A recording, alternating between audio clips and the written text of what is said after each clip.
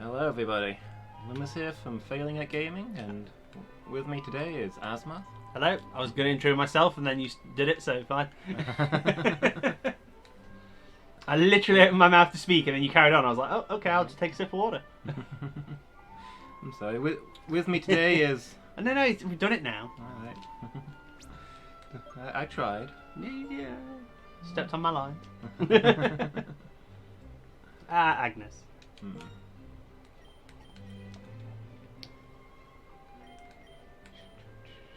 Are we looking at pressing on then? I mean, we were saying 55, so then we just get that one upper level and yeah, then we can progress. So, What level we want Agnes to be? 36? I feel like it was 36. I think so. Yeah, how's everybody doing this evening? And hi Chaos, how are you doing? Gone for tea, Yeah. apparently. Yeah.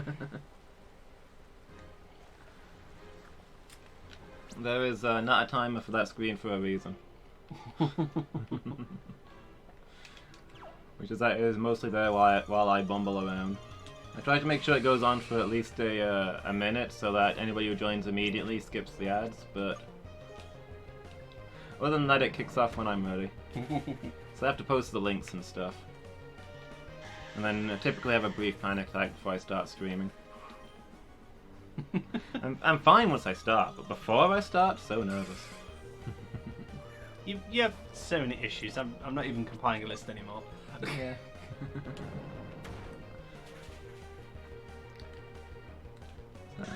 I don't make a secret of all the issues I have. Now I know, that's what I'm not compiling a list. I can't be doing with it anymore. Yeah. There are too many things to go on that list. I say, you can borrow my list if you want.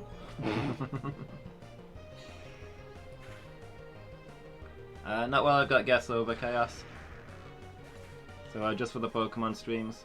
There's normally face cam in the evenings, but for the Uranium ones there won't be face cam. It's normally because by the time I get here I look quite rough. I mean, we've had this conversation off cam. I've been up since 3 AM and I have a problem with one of my eyes, so it's not very good for a face cam.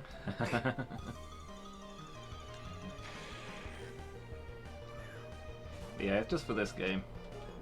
And maybe games in the future with the two of us, but I imagine the next one will be a while off. It might be next summer. You're assuming there's going to be another one.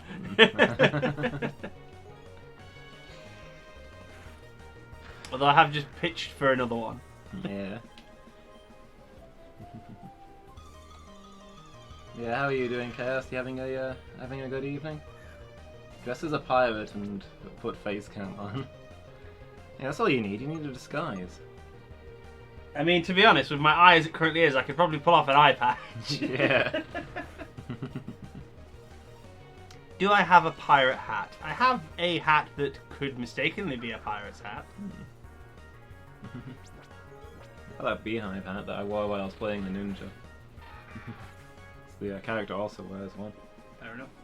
It's not really sort of piratey though, is it? Let's be honest. No, it's kind of the opposite, really. Yeah, I mean, if we were going for the pirate ninja combo. Yeah, it's just giving an example of the excellent cosplay work that I've done on stream. The alternative is that I put that on, but I have it in front of me, so it just covers my whole face. Yeah. Then you can have your face cam, and there's just me there on cam. Yeah. I mean, I wouldn't be able to comment on anything, so I wouldn't be able to see anything. I mean, I've seen a stream with a guy who wore a skull mask all the time that he was on stream. Fair. I mean, I could wear a mask. I just to be fair, I already drink a fair amount of water on stream. If I was wearing a face mask, I'd probably need to drink more, because I'd just be sweating it out. Yeah. I remember an old Team 4-Star, I think it was a stream, maybe it was one of their Christmas things. No, it would have been a Halloween one, because they were dressed up. I think it was a Halloween special they did, where they all dressed up as different things. And, Oh, I think I know which one you might mean. yeah, Grant was wearing, like, this full Bulbasaur mask. Yeah. And throughout the stream, he'd just constantly be scooping up sweets and just pouring them on the mask, and they'd all just roll on the floor. Yeah. Was that? I can't remember. Is that the one where Kieran dressed as Yugi? Maybe I don't remember what they were. I can't remember because I know that because I do remember there was one. We don't want takedown, do we? No, it's crap. I can't remember which one it was now, but I know there was a stream where Lanny was wearing something, and like he just kept like he didn't even mention it for like the first hour, and then after that he was like, "Okay, I'm actually like dying now. I'm so hot, and I need to." And he just periodically takes it off, like has a drink of water, takes some air, and then just puts it back on. I can't remember what it was now. But I just remember being like, that's some commitment to the bit. He just kept taking it on and off. That hurt. Yeah. We don't do a bandit mask. I don't think we have a bandit mask. I mean, special. I could wear one of your spare buffs as a ninja mask. Because as we established previously, you have many.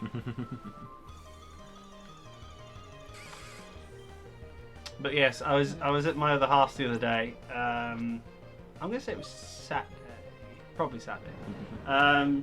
And I got up at 3 o'clock, wide awake, couldn't go back to sleep. Yeah. And obviously didn't want to disturb her, so I got up. I went to the bathroom, cleaned my teeth, had a wash, got dressed, went for a 3-mile walk. Browsed the internet for like 2 hours doing research and looking for things for my collections.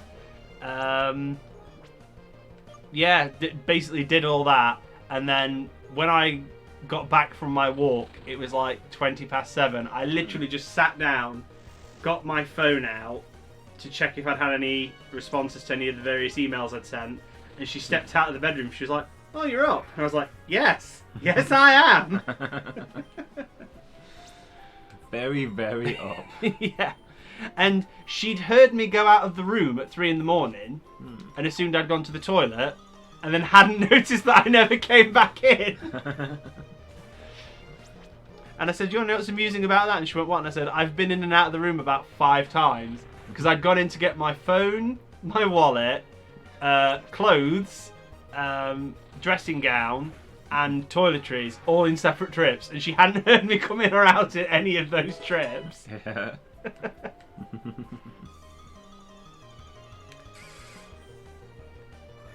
But yeah, so that was Saturday, and then we went out on Saturday. We went into Birmingham, and then we went to various other places. Like we went for a walk around the town. Even though I'd already been for a 3-mile walk, she wanted to go for a walk then, so I had to go again. Yeah. So we went for a walk around the town. We went into Birmingham, as I say, and looked for stuff. It makes me laugh whenever we go to Birmingham, because this literally happens every time. I go, "Let's go to Birmingham to whatever shop, because I'm looking for this." Do I come away with anything? No. Does she come away with stuff? Yes. And then on the train on the way home, "Oh, why have I spent so much money today? I shouldn't be spending. We went for you." And I go, "Yes, I didn't make you buy anything. I didn't hold you hostage."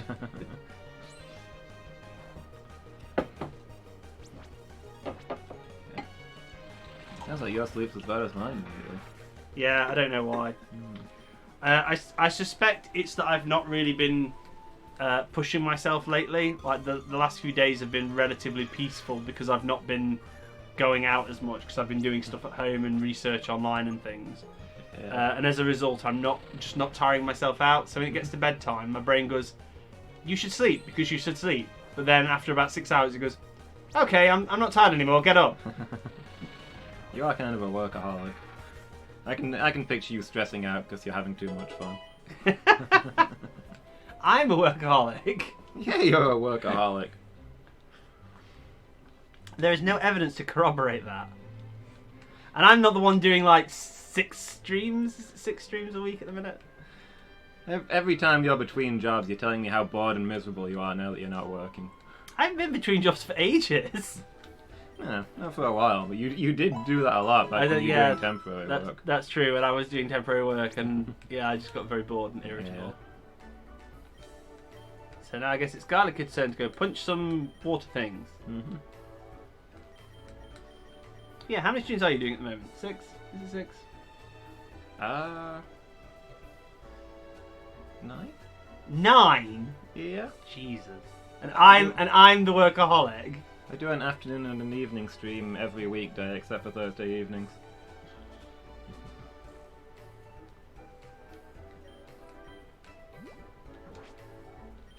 Yes, and I'm the workaholic. I have a problem with giving Garlic Kid items. Yeah. Hasn't been super reliable with them in the past. Yeah. Not saying I don't trust him, just saying. Just saying he's been extremely unreliable. I like the fact that it doesn't even fit in the box. Yeah.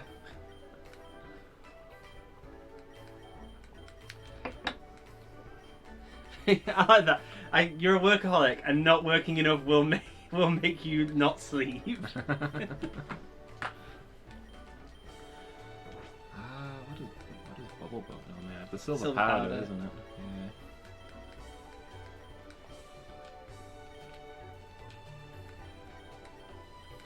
Not a workaholic. Fooling no one but yourself. Nobody else would believe I'm a workaholic. Have you met me? Yes. You love work. I don't know why you're denying it. It's just because I don't despise work like most of the universe. Is this a new route? No. I've lost track of what routes we've been on. You should be able to beat this with a Mach Punch, right? I would think so. Because we have many Mach Punches. And not a lot of any other moves.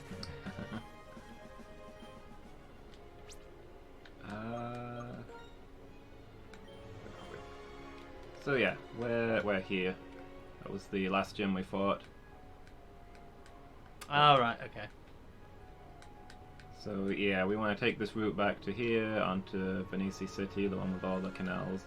And then now we've got dive, we can cross this route and make it to Skinami Village. Ah, you say that. We don't actually have a Pokemon with dive equipped, no. I'll have to figure that out along the way. How does this game work if you don't have a Pokemon that can learn it, I wonder? It's a good question. I mean, assumedly one of ours can. But... Yeah. But yeah, so... Hey, Agnes.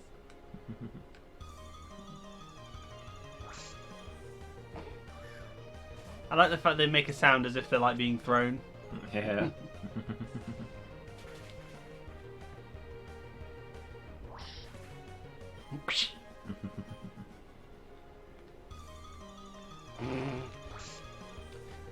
Many ninja fish. Yeah. Going in a cluster, I guess.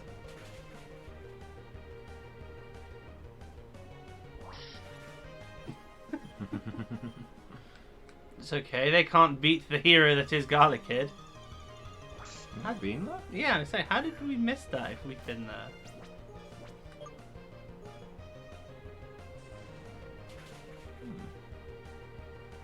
We must not have been to this one. Now we've missed a ninja village. Or a ninja house. Payback. I like them. Oh, you had to go all the way around that sign to read it. You couldn't have just read it from where you were. The sun was in my eyes. My name is Hitomi. I am a village from Skinami Village. I'm a village from Skinami Ninja. And I offer specialized training. I'm a village from Skinami Village. Okay. Do you make villages there? A villager from Skinami Village.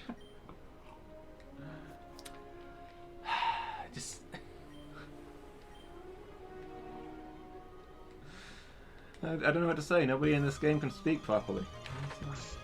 Are you like this on all your streams or just this one? I feel like it's mostly this one, but maybe it's just because you always call it out on this one. Yeah. Maybe I just don't notice I'm doing it on all the other Other people streams. just let it slide. Yeah. I'm like, no.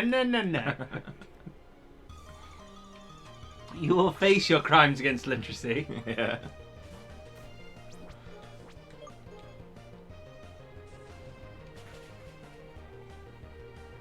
I remember a friend of mine who did an English degree and they were very into correcting things. Yeah. But she used to refer to herself as a grammar Nazi, but it very rarely was grammar she corrected. It was normally like pronunciation or a specific word, like people would use the wrong word. And she used to like, you know, she's like, oh, I'm such a grammar Nazi. I'm like, you're not really though, because you don't really do grammar. And she's like, all right, what? And I said, you're more of a word nerd. And she loved that, and she stuck with it. A drain punch this thing, you think? Yeah, you can do. Because you fear it has Ice Fang. Yes. You could have stopped that sentence at because you fear it. Fair. Have we beaten him? Or is he just a random person? Yeah, okay, apparently we have beaten him. I'm lost. I thought I just sailed... Oh, okay, I gotta go west from here. Yeah.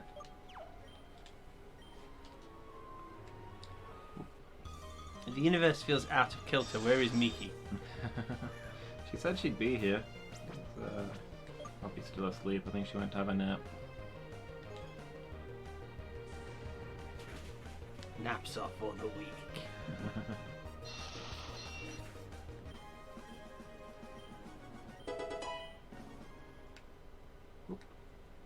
Hoopla. Yeah, I'll replenish my moves. Yeah. I mean, we haven't used any of our decent ones, but... My paranoia is legendary. It is, and yet sometimes when you lose a Pokemon, it's pure stupidity. You'd think that the paranoia would counterbalance that.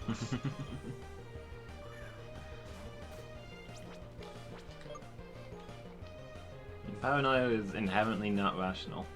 I mean, it's not paranoia if they're really out to get you. No, I know, but like, only the paranoid survive mentality. Well, not in your world, apparently. That just shows the depths of the plots against me. They're countering even my moves that I make knowing that they're against me.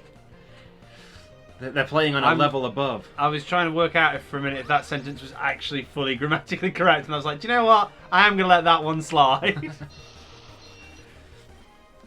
Oh, they know that I know, but they don't know that I know that they know. But do you know that? Are you sure? Apparently there's a lot of Sadines around here. Yeah, it seems to be a little higher in this spot. Yeah. Weird. Maybe that's why we caught two. Yeah. Well, one unevolved and one evolved. It's because that form looks quite cool. Yeah. The first two do look very good, but the third one it's just not quite. I feel like they could have done something cooler with it. I don't know what, but something. Yeah. I mean, I know it's meant to be like a swordfish, but... Do something better than sticking a sword on its head. Yeah, it doesn't even look like a swordfish. It looks like it's taped a sword to the top of its head to pretend to be a swordfish. That's like the old Victorians who used to like super glue cat skulls to fish and say it's a mermaid. It's like, no, in what way is that a mermaid? Yeah. Nothing you have said here adds up. It does not meet my expectations at all. Well, see if we had a dive Pokemon, we could have gone down there. Yeah. Should we go get one in town and come back and explore this? I mean, I guess. We need to find one anyway, so... Yeah. And it'll give Garlickid a little more time to catch up. Yeah. Does that mean we're putting our illustrious leader in the box? Makes me nervous, but he's probably not dealing with anything underwater anyway. Now, I mean, to be fair, fiery birds don't do well underwater in my mind. Yeah, yeah. I mean, not many things do, but fiery birds definitely don't.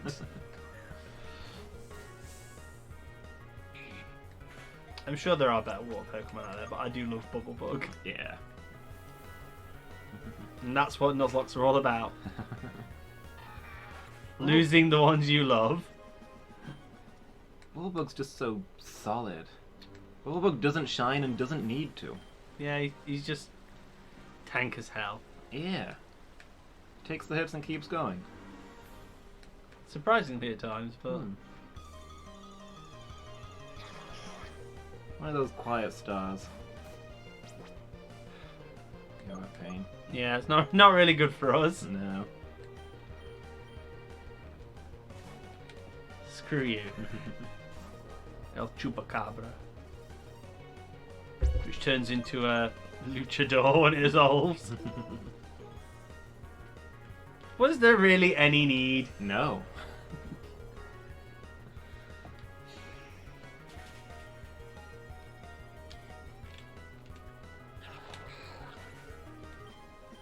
Yeah, it's always good to have a Pokemon that can switch in on a hit and not worry about it too much. Yeah. It just amuses me when we get the surfboard because it's tiny. Yeah. It's like I feel like that is actually not a surfboard. Like it's too small. Like microboarding. Yeah. Yeah. Is that a thing? I think so. I mean, it feels like it could be a thing. That's why I'm not like, don't be ridiculous. What do I know about surfing? I went surfing once. Like years ago. Yeah, I feel like microboarding could be a thing. Yeah. We're gonna accept that. Somebody's got to produce like a miniature, a skateboard-sized surfboard. Yeah. Such a product has to exist. Yeah, people would be stupid enough to buy it, so... Ooh, the rat didn't flee from us that time. It's getting bolder. It's growing in power. Well, the pirates are getting bolder. I don't see why the rats wouldn't. Maybe they're working together. Actually, I really want to go to move. I don't know why they still have withdraw and deposit. I don't know. That looks nothing like that. Yeah. Not even remotely. I mean, I assume that's going to be the thing that can learn dive, or do we want to give it to the lame shark, that thing? Or do we want to give it to the baby fish we're probably never going to use? Let's take this thing, I guess.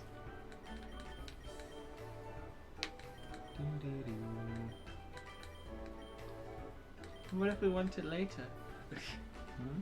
It'll have a lame move. You've got access to the move deleter now. Yeah, I guess.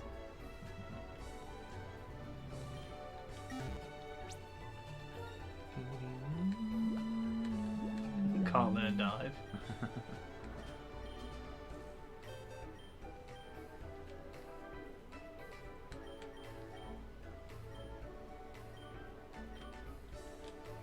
What do we got?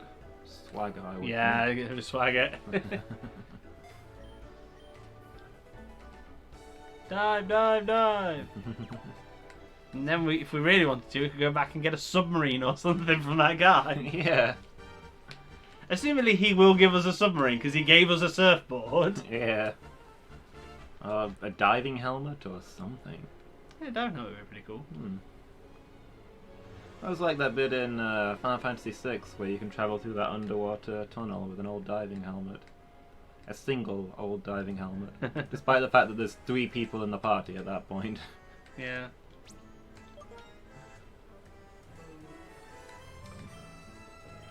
I've recently got my other half into FF10. Yeah. And she's really enjoying it.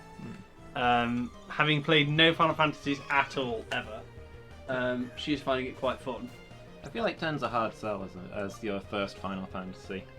Well, Because I was kind of worried about it because obviously you essentially have like 3 full stars. it is the slowest intro by far of any Final Fantasy game. We- There's like 4 hours of beginning stuff before you actually play the game. Yeah, no, we started playing it and 37 minutes to get through Zanarkand. Yeah. And obviously then when you wake up in Sphera in that temple, she's like, so what the hell just happened? And I was like, no, just go with it, just keep going. And then another 40 minutes getting through the temple. And now we finally got to Besaid, and we're just at the we're just about to do the Cloister of Trials. And she's like, okay, now I have some idea what's going on. I'm quite into this. Yeah. I suppose first time through, Besaid feels like real gameplay, but on your replay, you're not playing the game until you're not actually playing the game until Killick at the earliest. No, that's true.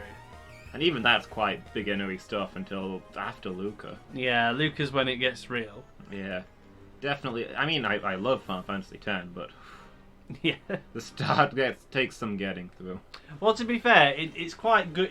For somebody who's never played it before, that's quite good because she's not having to worry about the mechanics and the complications yet. Yeah, I suppose that's fair. So it's working quite well. I mean, ow, ow, ow, ow, ow, ow, ow. cramp. Yep. Ooh. Not enough potassium in your diet. Is that what causes it? Apparently. I ate a banana like yesterday. Yeah, that's probably not really helping. Like, if you have one today, maybe. But... Yeah, I suppose. It's nice to see it's not just me that gets crippling pain with cramp. Yeah, it doesn't help the way I sit. No, I was going to say, that was almost certainly brought on by the way you were sat. Yeah, I'm only comfortable sitting curled up. It's always been that way and I don't know why. Freaking weirdo. Yeah. Doesn't bode well for later life. You're going to be sat there and you'll be like, can somebody unfold me? I can't get up. Yeah. My hips have gone and my spine is curved and yeah, I just can't get up. I mean, I could walk on my hands, but that's not really going to help me. That's why I did yoga, to preserve myself for as long as possible. But yeah, so as somebody who's never played a Final Fantasy game, it's actually working out quite okay for her because she's not having to... I mean, can you imagine the look of horror and dismay when she had to pick a sphere grade? Just pick... Beginner's honestly better for almost everything. Yeah. I mean, even like endgame stuff, the beginner sphere grid is actually bigger than the advanced one. Yeah. So you can get your stats way higher. Yeah, I basically said to just pick standard because it's fine, and she was like, "What?" And then like when she actually got past the tutorial, she was like, "What is this?" And I was like, "Just go with it. It's not as hard as it looks." Yeah. But yeah, she is quite enjoying it now. And again, as somebody who's never played a Final Fantasy and has never played this game at all, anyway, she's coming up with some interesting theories that. As somebody who knows the grander scheme of things and knows the plot and the way the game develops, I can see why she's developing these theories. They're not right, obviously, but it's like, okay. Yeah. Because basically, like, so I asked her when we were about to do the Cluster of Trials, and that's where we saved and quit. And I said, so what do you think's going on there? Give me your thoughts. And she was like, well, we have apparently time travelled 1,000 years, maybe. And I was like, right.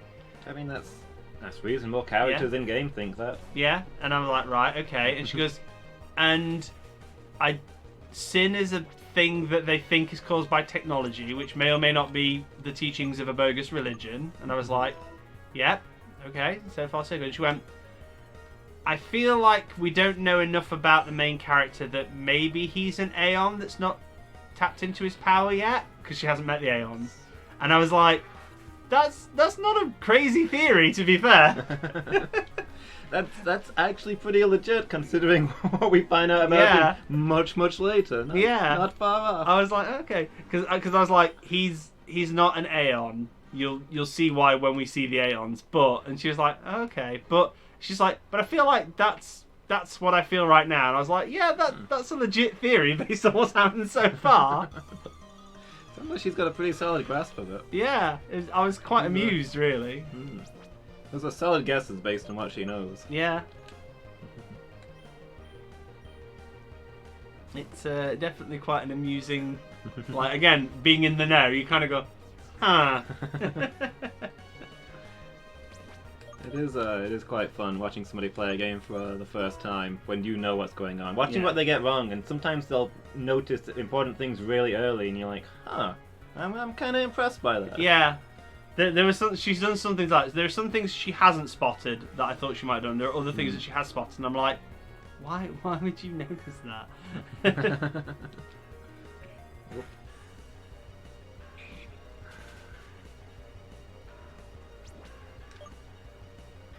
And then actually heal here. Yeah. 2x5. Do you want to use a carrot wine so you get rid of the confusion? That's a good idea. This is all we need in our medicine cabinet, some wine. Yeah. I mean, I feel like that's a little in-joke from the designers here that I'm completely okay with. Carrot wine. Better than most medicine. Yeah. Get that man a sniffer of brandy. Stat!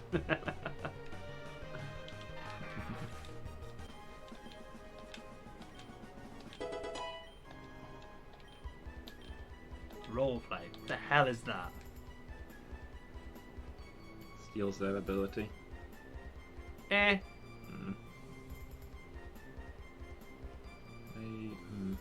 What is our ability? Don't know. We've never used it in battle, so we have no idea. Yeah. Still, I can't really see us using that. No.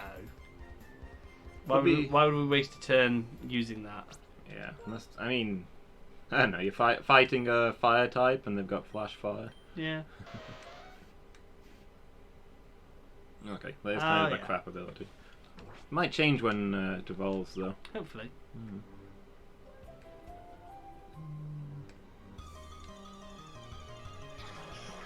Screw off. Yeah, I remember my sister had a go at playing through Silent Hill 2. Yeah, I don't see her getting. I don't see me getting her to play that. She didn't. Yeah, I just didn't get very far into it, but I was You son of a! scoundrel.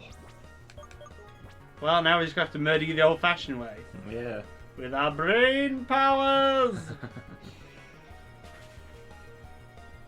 But yeah, I mean, to be fair, I'm impressed that we played through that enough times to get all the endings. Yeah. I mean, it's a great game. Yeah. It's easily the best in the franchise. I actually like Shattered Memories more. I haven't played that one. But Silent Hill 2 is a very close second. Yeah, I haven't played Shattered Memories. I've heard Shattered Memories is good. So I definitely recommend it. I It's quite feel- different to the other. Yeah, I Silent was about to Hills. say, I feel like it... I can't say it's not a real Silent Hill because there's no sort of like set piece. Yeah. But of the traditional styles of Silent Hill, 2 is easily the best. That's absolutely fair. Yeah. I feel... Shattered Memories is one of those like experimental spin-off Yeah. that companies do, and it's one that's lucky enough to hit all the right notes. Yeah, like that's fair. But like you say, it's kind of spin-offy, so you're like... Yeah. I guess it's like saying Final Fantasy Tactics is the best Final Fantasy. It might be, but it's not a proper Final Fantasy per se. But... Yeah, I get what you're saying. Yeah. I don't disagree with any of that. But yeah, I feel. Oh, hello. Oh, this looks kind of cool. I like this underwater look. Yeah. Why? Why is that down here? Good question. What happens if you trigger it? What the f is that? Oh, it's just a plant. Oh Oh, no! oh, you dead coral. Okay, We picked up Oh. a gold fossil. we can get something cloned. Maybe. I don't know how the game rules I would that. assume so. We don't have rock smash, huh? Wait, no. We should be able to. Do we have to use it for my inventory? Maybe for this, because it's not because we're underwater. Can't use that here. Do we need something different? Or... Weird. Maybe. I don't know. Yeah. That's weird. I assume it probably just causes a Pokemon to come out and fight us, maybe. Yeah. But now we have a gold fossil. Do we want to do something with that? Yeah. Where was the? Was that back where It we was- just came from? It's from it's the Oh, where they- PTSD lab. All right. So I we'll. can't remember the name of the lab. Me neither. But yeah, I know which one you mean. Yeah. So look, both of these went to the same place. I think we've seen Yeah. this. Let's head there then. That's pretty sweet. Gold fossil. Mm. Look at the shiny. That was definitely worth the diversion. Yeah. Yeah, so my sister tried to play Silent Hill 2, and you know when you get... Bearing in mind that she doesn't really know anything about it, I don't think she even knew that that's the one that Pyramid Head is from, even though Right. thinking Pyramid Head is awesome and terrifying is why she got into Silent Hill. She watched Fair. the film first, Yeah, fair. and I suggested that 2 was probably the best one. But yeah, she got to the... you remember the apartment complex, which is the first place you encounter Pyramid Head? Yes. And we're in the first room. She's not seen anything in there yet. She doesn't know that Pyramid Head is going to be there. And she hears the sound of metal scraping on metal. And she says, "That's Pyramid Head. He's in here. I'm not playing anymore." Fair Fair. And I'm thinking you're right. Yeah, you're not wrong. He's in there. I never before realized that the noise you hear in this room is him dragging the sword on the floor, but it clearly is. Yeah. So I was quite impressed on that one. Yeah. I mean, to be fair, how many times did we play that game? Like 4 or 5 times because we got all the different endings. Yeah. And yeah, it's just such a good game. The replay value is brilliant. Like even because technically it is just the same game. There's not a lot of different branching paths. There are maybe 2, 3 if you go certain ways. Yeah. But I wonder what to do on this thing. Is it going to transform into us? It's a psychic type, so the Garlic Kid doesn't really want to be there, but... yeah. I mean, you might as well. Swap. Yeah.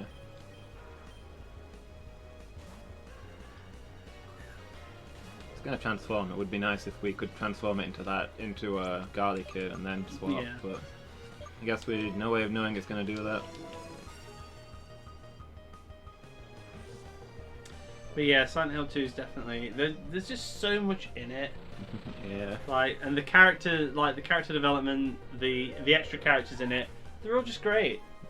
The monsters are good. I definitely feel like the games they did after that were just a little bit subpar. I think 3 is really good. Yeah, I don't think they're bad games. I just don't think they capture the... I don't even know what to describe it as. Like, just the essence of 2. Yeah, I can kind of agree with that. Like, the main character of 3, Heather, I think she's my favourite character in the whole series. But there's other bits of 3 that aren't so good. I think the monsters in 3 are really boring. Yeah, I didn't like the monsters in 3. That's one of the things that put me off about it. They're mostly just weird animals. A wolf whose head opens sideways instead of up and down. Yeah. Giant bugs, yeah, never seen that before. Yeah. I mean, to be fair, the scariest monster you could have had in 3 was those creepy ass fucking doll things, rabbit dolls you get at the start with like the blood around them. Yeah. It's like, have those as enemies. They're terrifying. The only enemy I thought was particularly cool in that game was the inflatable man. No, I don't think I saw them. There's like these shriveled up pieces of skin on the floor that swell up into these massive fat guys that just stumble around and fall on you. Oh, okay. And they look weird as all heck. Okay, that's fair. But no, the monsters in 2 were inspired. They were just great. Yeah. And I think, I mean, like I say, I haven't played all the way through 3, so I can't really say much in terms of like the character or the levels of interaction with her. But I liked James because he's not perfect, because he's like just literally a normal guy, and because essentially, bad crap happens to him, and he deals with it really poorly. Yeah. Like, I like the fact that he's so relatably normal that he gets crap wrong in a big way. Yeah. He does so much stupid stuff. Yeah, I mean, by rights, there is every chance that you could die, like, if you were him in that world. And, I think we died, like, maybe 2, 3 times. Yeah. But, yeah, the fact he survives that entire plot is quite remarkable, because he's not the greatest of protagonists. Yeah. Okay, we got a good chunk of money. And, like, the fact that he has no idea what's going on as well. You completely believe that. Yeah.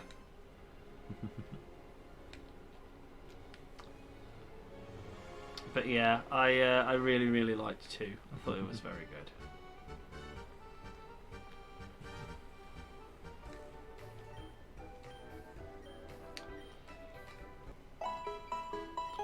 It's the thing, like, that's the problem with modern day. Like, there's so many games and things coming out, and it's like, yeah, but I just want to go back and relive the really good games. It's like I'm less bothered about a lot of this new crap because a lot of it is crap. Like, I'd rather go back and play some of these really cool, awesome games. Yeah. Didn't we complete Silent Hill 2 in like 24 hours once? Yeah, I think so. I mean, we were knackered at the end of it, but... It was way less than 24 hours. We stayed up all night at some party. Yeah. And we're like, if we sleep now, it's going to ruin our schedule. So we'll just stay up until the next night. We just plugged in Silent Hill and played it all the way through the day to keep us going. Yeah. Because for some reason that didn't make us want to sleep. I mean, one of the things that I do remember about that game, and I think it was the original game that did it for me, possibly for both of us, the game where you learn, if you hear the sound of, oh, the door's locked, you sigh of relief. Yeah. Like, oh, can't go in there. What a shame. Yeah. And then when the door opens, you go, ah, crap. Yeah.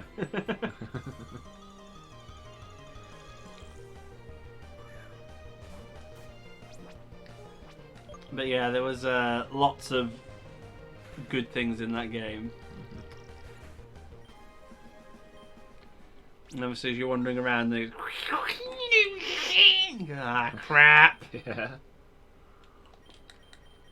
I still remember the first time we actually got Pyramid Head's knife, and we were like, "Oh shit! Oh shit!" Yeah.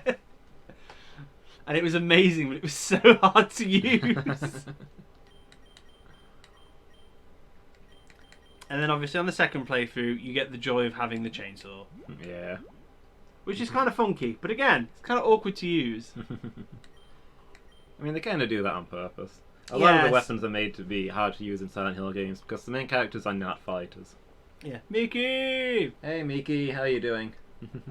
But yeah, I mean, We're like, starting to worry about you. the board with a nail in it. I mean, for a start, can I just say how much I love that is your first weapon? Yeah. It's a board with a nail in it. What more do you need? And then you can get the lead pipe, which is probably the easiest weapon to use in the game. Because even the Yeah. board with the nail in it's kind of awkward.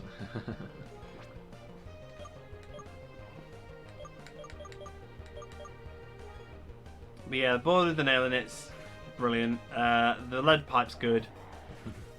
Did you get a revolver at some point? I feel like you do. I think it's just a pistol. Is it just a pistol? I'm not sure. Maybe it's a revolver. I mean, you get a gun, which is terrible because you Yeah. can't aim for crap. And then there's a shotgun and a submachine gun, I think? I don't remember the submachine gun. I do remember the shotgun. There's some sort of rapid fire weapon. It probably is a submachine gun, to be fair. But I remember the shotgun because, again, that's brilliant at point blank range, but it's crap at anything that's more than arm's length away. I Yeah. can't remember what other physical weapons you get. You get Pyramid Head's knife, you get the chainsaw. There's definitely something else that's better than the lead pipe.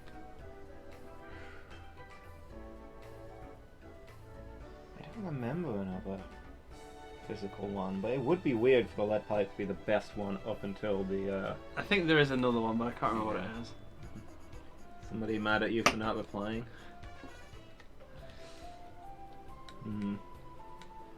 Are you Well, still blanking them? Do you value that more than us being mad at you for being late? Yeah, I'm doing pretty good, Miki. I am sleep deprived and I have a tumour in my eye. Business as usual. How are you doing, Miki? Having a good evening?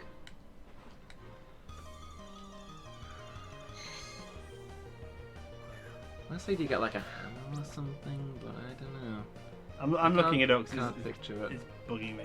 Yeah. I know in 3 you get a surprising array of melee weapons, some of which are really awesome. You get like a medieval mace that you steal from somewhere, and then later on you just run around with a katana. Awesome. I think again that's one of the things that I loved about 2 is the weapons were all improvised things. Like there weren't actually many. Yeah. Wouldn't be glad if you're being. Wouldn't be mad at you for being late. I'm just glad you're here. And nope, still nope. Okay. Remember, you can message me about it anytime, Miki. No pressure. It's all up to you. Okay, so wooden plank, shotgun, rifle, Okay. revolver.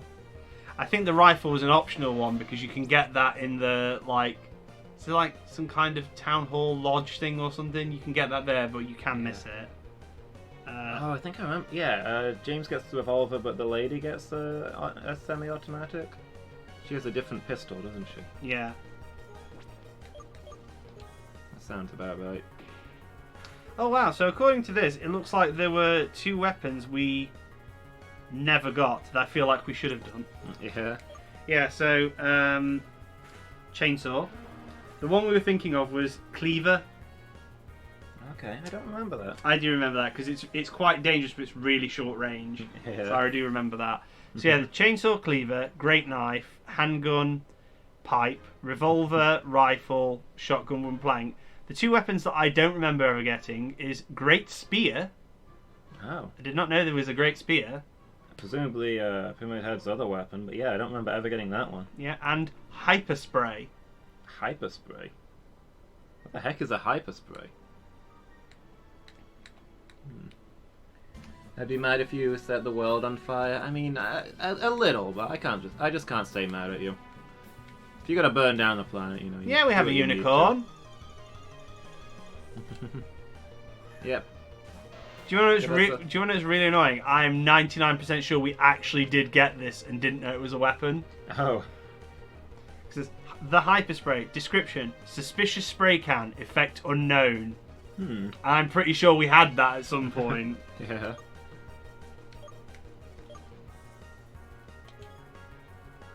Yeah, we got ourselves a baby unicorn. Hatched her from an egg. She's the best. Yeah, we definitely had this item. The hyper spray is an unlockable weapon in Silent Hill 2 and can only be attained once the player has done one of 3 things. Completed the game on hard mode, completed it twice on normal, or completed it 3 times on any level. Yeah, so we definitely unlocked it. Should have that then.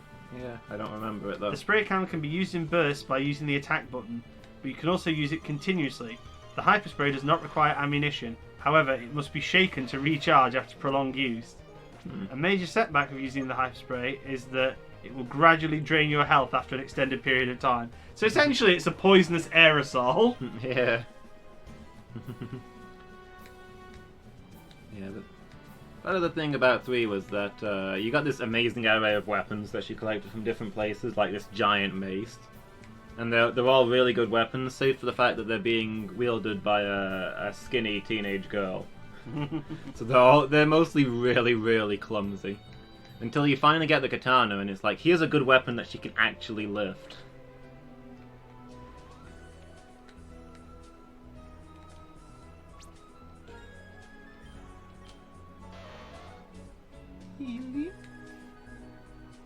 A little quick-tempered, but mostly a relaxed nature. With quick feet. Yeah, she's awesome, Miki. Yeah, the great spear is Pyramid Head spear.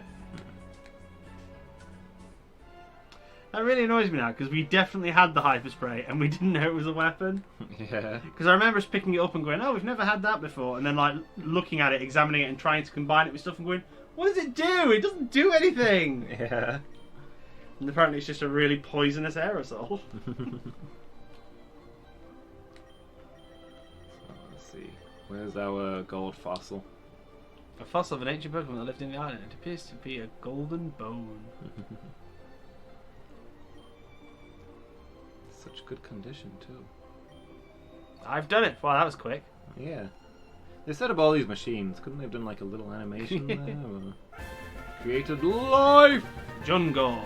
Ooh. I mean, it sounds cool. Try to give a nickname to Jungor. How about you tell me what it is? Yeah, first? so you'd like some more info. Wow, okay. Okay, it's like an early crocodile. I say it's like a dino croc. Yeah. Presumably steal something? Maybe. Steal the ground? Maybe. I feel like Goldadale's a bit cheesy. Like Goldar. Okay, that doesn't work because Goldar is a flying monkey thing, but it does work because it's gold. Yeah. Rocto? Oh, Rocco. Yeah. I'm not gonna lie, I like Goldar. Godzilla.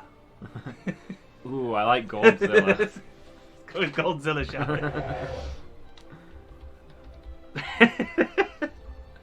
I'm on fire for naming the Pokemon this gen. Like, I've come up with so many good names. Yeah. Clearly it's because we've not been playing Nuzlocke for a while, so all the creative juices have come back. Yeah. Look it up, look it up. What does it got to say?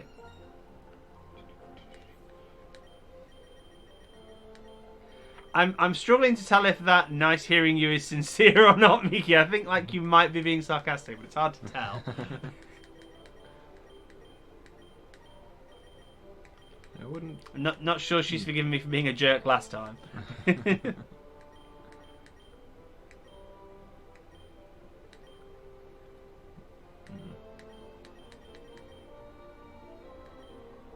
Oh, there's the doesn't evolve into anything, I guess. Oh, that's a shame. Thing looks awesome though. Yeah, it looks cool. Right, where are you? I'm assuming it'll be right near the bottom. Yeah. You gotta apologize, dude.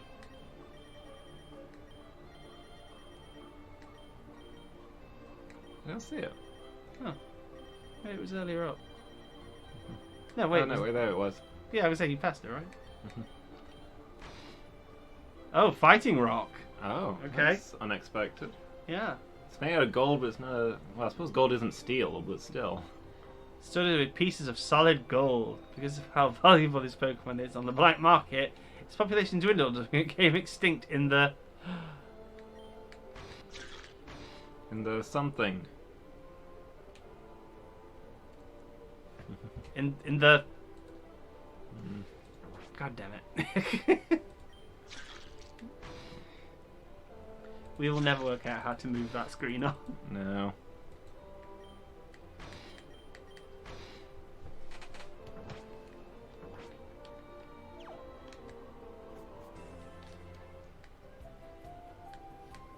What wasn't sarcasm? The comment a second ago or the original comment?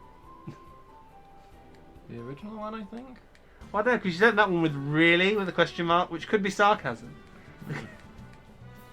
Or it could not be sarcasm.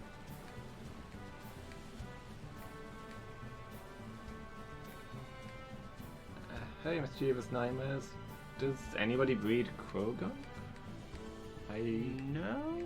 No?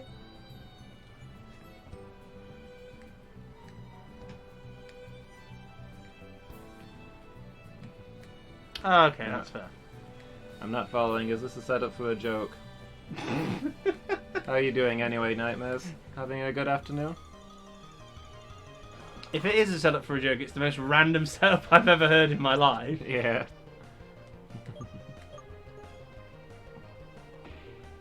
I've heard some pretty terrible setups. Is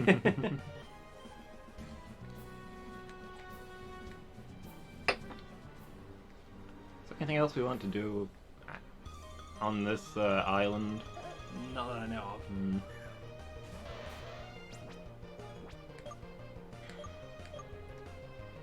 Seems gonna be a pain to kill. Ah, she's leaving us already. Nice to see you, Miki. Catch you next time. Ciao.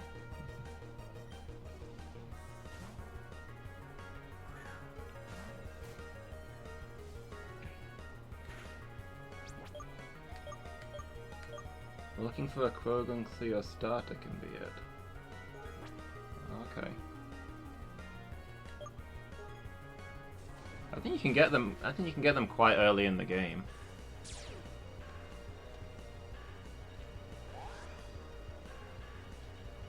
But we're doing a Nuzlocke, so we've got limited catches. It's not like we can catch one to trade you, I'm afraid.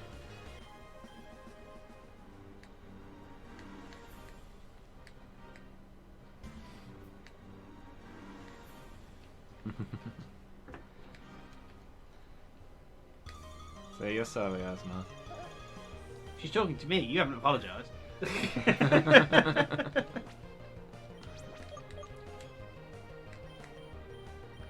I apologize. If I spent all my time apologising for being a jerk, I wouldn't get half of the stuff in the world that I do done. How do you know that I apologize every day for my existence? I almost believe that. I wake up in the morning and say, I'm so sorry. I'm so sorry in multiple senses. Yeah, who are you talking to? Myself, mainly. Yeah.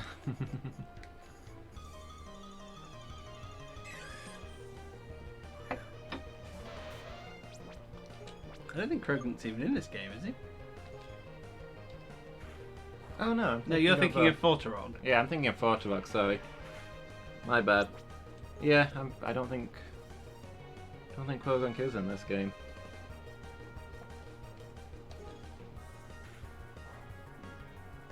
Like Toodles! Oof. That's a weird animation. Yeah, see you, Miki. Always good to hear from you. Yeah, I don't think it's... I mean, obviously you can't trade this game with other Pokemon games, so I wouldn't assume there's any way to get a Quogunk in this. Yeah. Unless they did, like, weird events or something. Yeah, my stomach's growling. Well, it's not growling exactly. It's not a hungry growl, it's just... I don't know. Are you sure it's not a hungry growl? Yeah, I cooked myself quite a big meal. I had coconut rice and tamarind vegetables. I had a chicken korma. With a Peshwari naan, the greatest naan in the universe. It's nice the subways are working again. Yeah. There's nowhere else we need to go? No, not really. I think we're ready to progress on with the route. Yeah.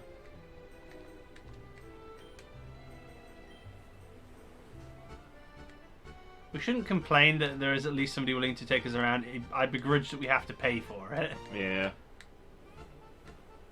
It's a little disappointing that we've gotten this far into the game and we've still not got Fly. We don't have fly or free transport. Yeah. So do you think we'll get an airship or... Helicopter. Helicopter hat. Yeah.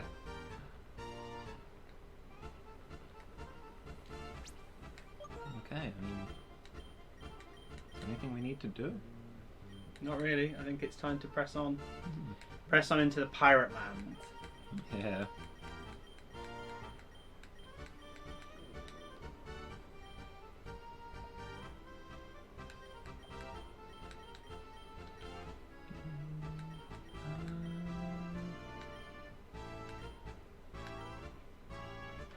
Should we give him a lucky egg? Yep. Should probably blow all of our money on carrot wine before we leave.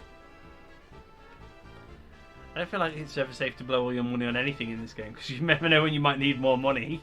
Yeah. I'm assuming we'll make a decent haul on the road ahead.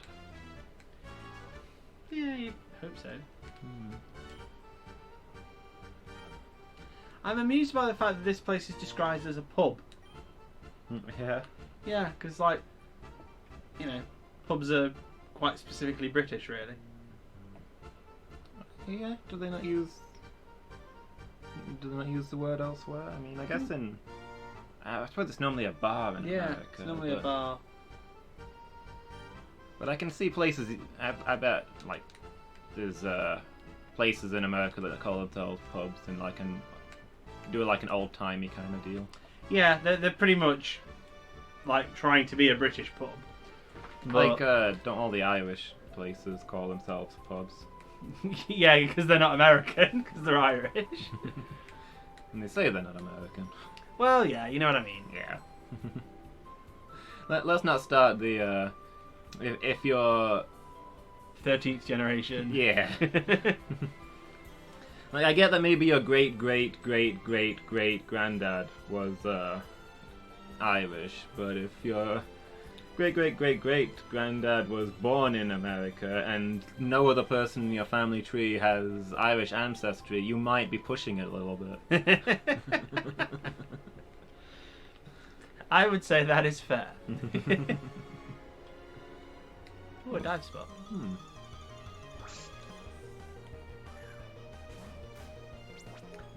I mean, arguably, if you're going to use that expansive logic, you could claim that maybe at some point you are 39th generation Ethiopian. Yeah.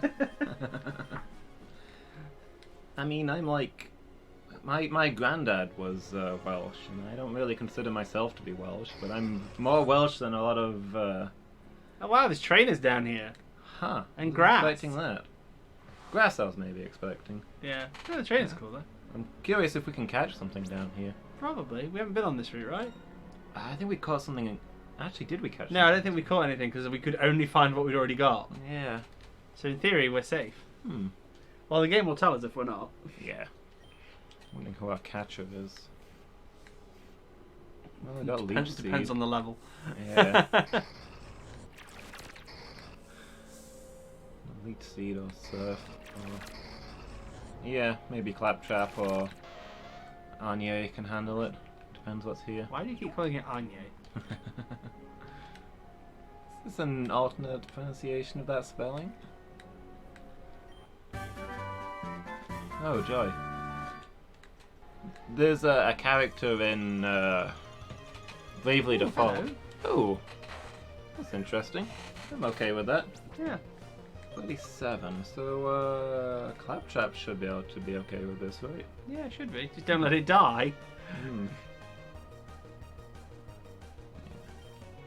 There's a character in Bravely Default called Anya, and for a good chunk of the game I assumed her name was Agnes. Because only important cutscenes are voice acted. So I thought her name was Agnes for a long time until suddenly there was a voice actor cutscene and people referred to her as Anya. And for the rest of the game I was thinking of her as Agnes and trying to retrain my mind that it was Anya. I don't see how you can get Anya from Agnes.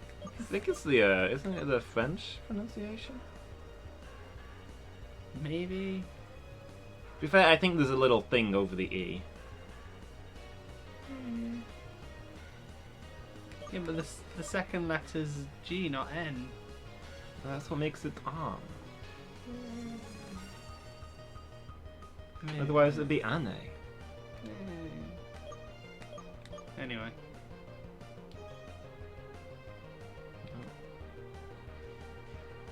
That's annoying. Hmm. Whoo! That hit Was- a little bit harder than expected. Yeah, to say it's not very effective. I guess this is one of the Pokemon that probably gets a lot stronger when it evolves. It's a good job we didn't crunch it. Yeah. This thing does look a little bit like a baby. Throw the ball. Yeah, throw the ball. Throw the ball, throw the ball, throw the ball, throw the ball, throw the ball. Isn't that ball any water Pokemon, or is it just specifically... Yeah, I guess so. It's water and bug. So I think it... Oh no, I'm thinking of the lower ball. I think that was specifically for fishing. Yeah.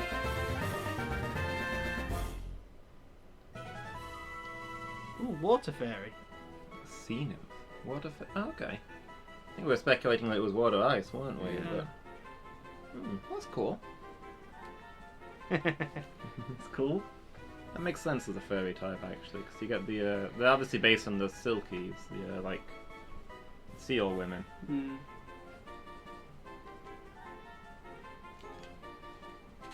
So this one's a seal guy, I guess.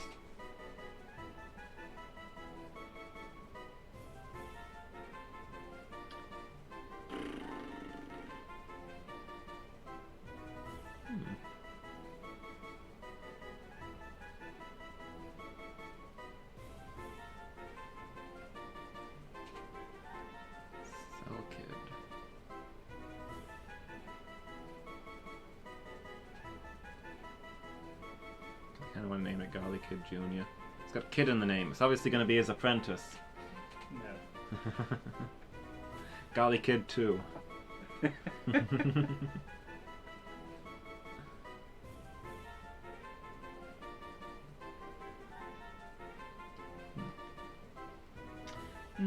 No, not getting anything for this one. Yeah.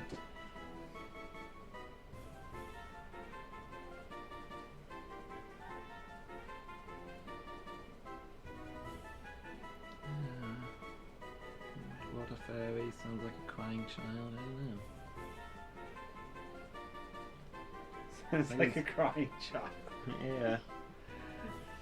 Gathers on rocks. I mean, lots of siren and mermaid legends. But Yeah. those are pretty much always female. That's female. Is it? Oh yeah, sorry. Somehow I missaw the symbol. I thought we were naming a guy.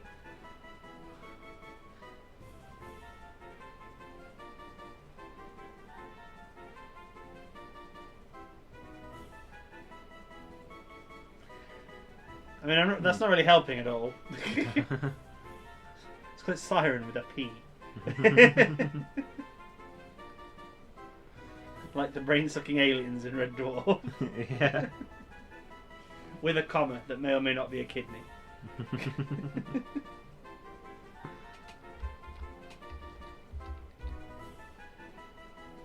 Could go with that.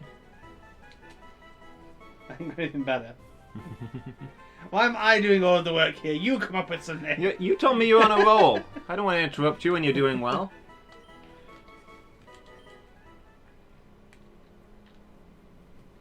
I break the habit of a lifetime. Interrupting my solo dive time. Diver Purge. Oh, What the f is that? I'm gonna go ahead and guess it's fire water. Lavand. That would be a good guess, I'm thinking, and probably not one we want to deal with right now. No. It's also higher level than Garlic Kid. It deals with the fire water. We're not well prepared for this. I wasn't expecting to find a fire type down here. No, me neither. I guess Bubble Bug's probably our go-to. Yeah.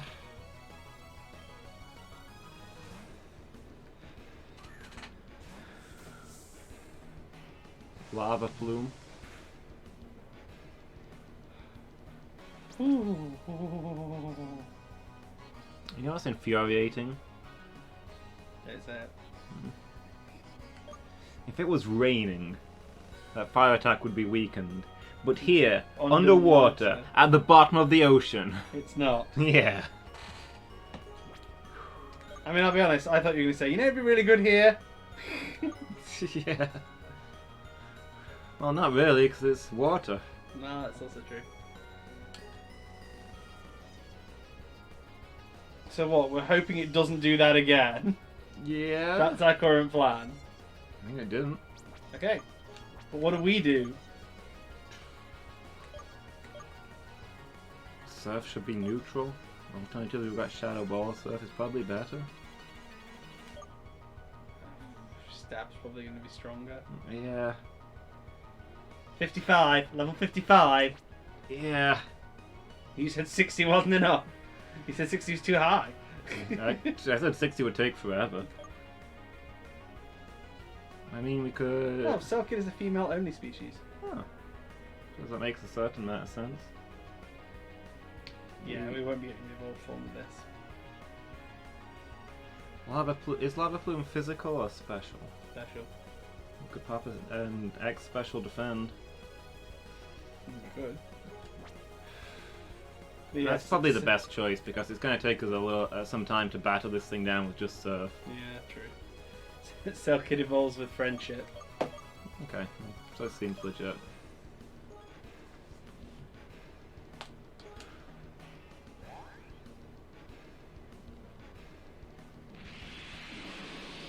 Rush, on the other hand, is probably physical, but... Did a lot less damage. Yeah, which raises the question of why you chose that one. Because I guess he's going on the stat thing of you don't use a fire move on a water thing. I guess. It was the bug. Yeah. Not gonna lie, that thing looked cool as hell. It does. What if it uses Lava Plume here? Is it better to heal, or should we use another X special defend? I don't know. I mean, there's... Whatever we choose, it could choose an alternative. So... Yeah. Let's find one of these to scout.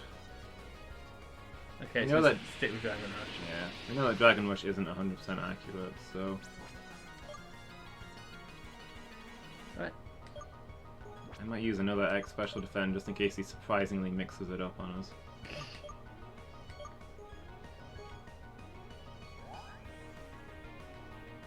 And then we can...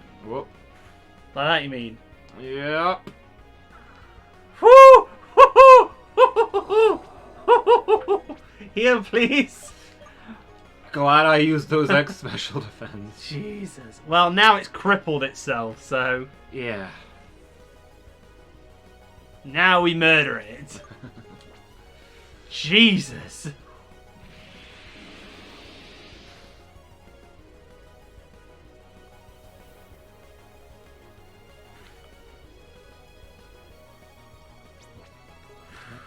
damage than I thought it would. It's massively dropped its special defense from overheat. I thought that was its special attack. I think it's both. Oh, okay.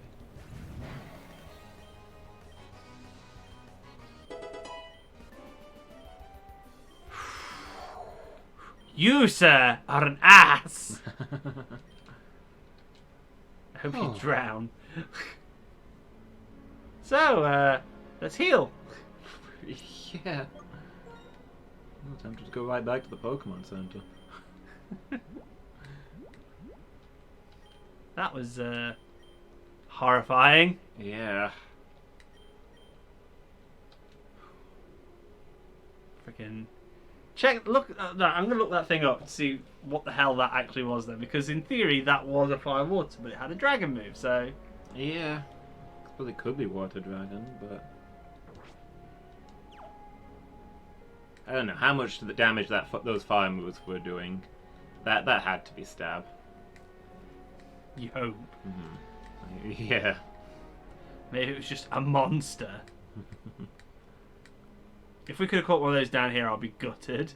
Probably could. It's got to be a seafloor Pokemon. I mean, it's got to be based on its design, but... It might be like an underwater cave or something. You want to rumble with this guy? I'm nervous now. I mean, I feel like we kind of have to. That's the whole point of us being down here. Yeah.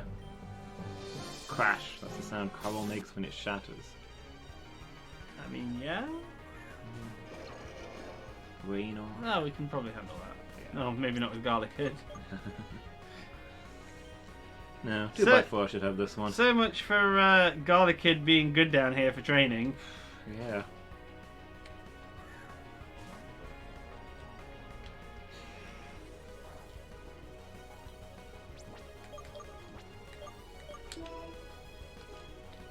There's nothing called Lava.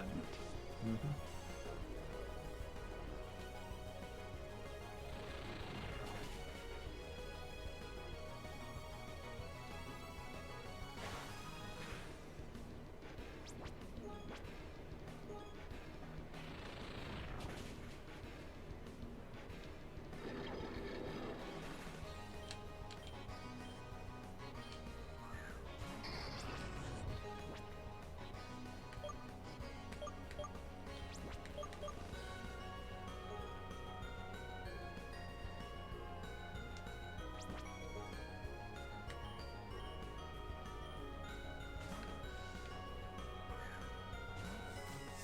Yeah, I'm just obviously gonna have to be careful along this route.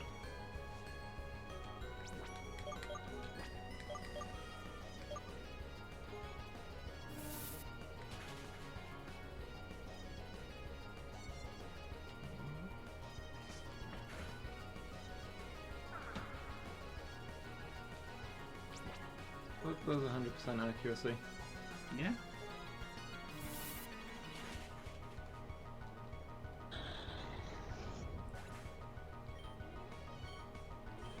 Larvent is a fire dragon. Oh.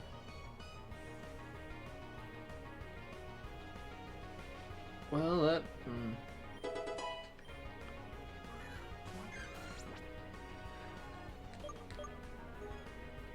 This one can probably go to Garlic too.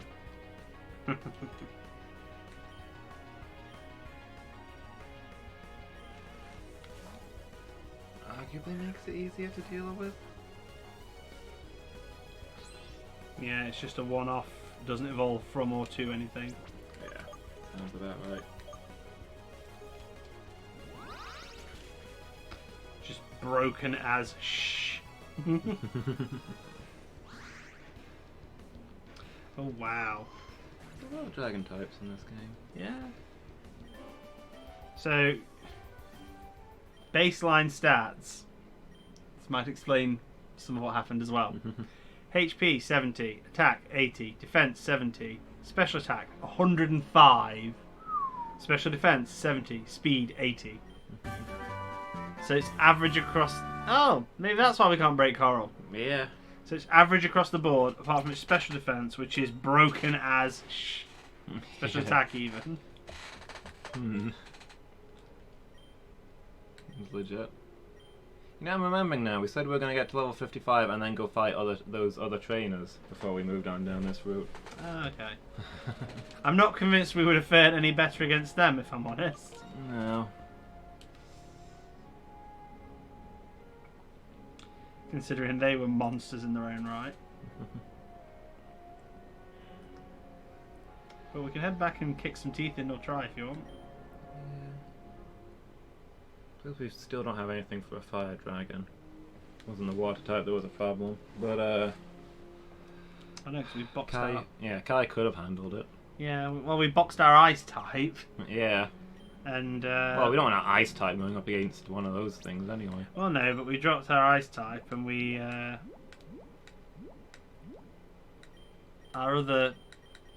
fairy type isn't up to the challenge yet. Hmm.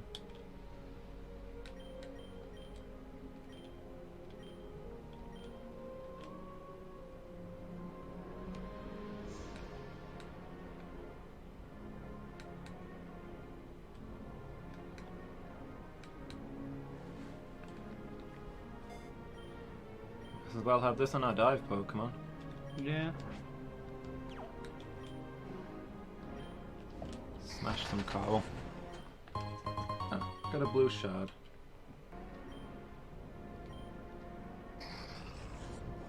Red shard. So I guess we could farm money this way. Mm. Oh, a bird. Mm.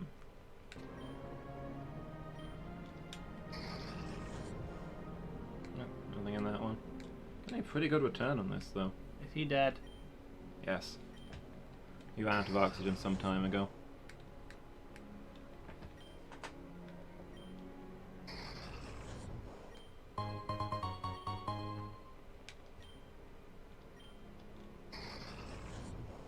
A damp rock. What the hell's a damp rock for? I mean, I imagine it's probably a bit more than damp, if I'm honest. Yeah. There it is.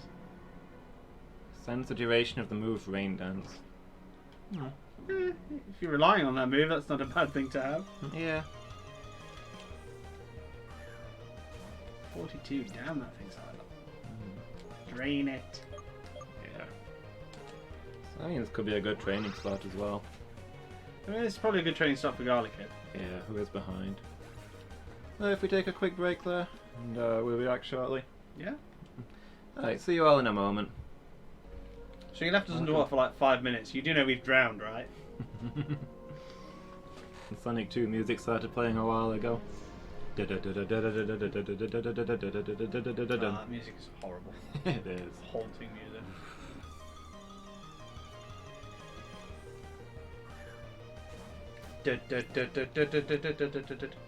Wow.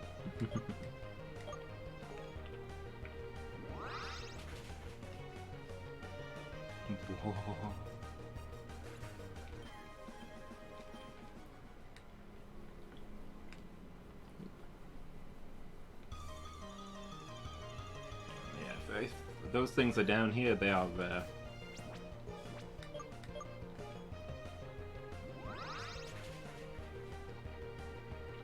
Not surprising.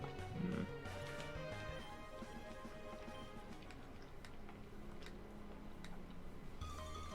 I mean, at the moment, it's like a whole colony of these things that we're murdering. Yeah. It's easily gather in large groups. I guess that seems legit.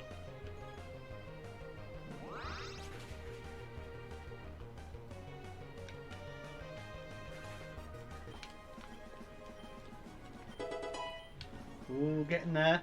Mm.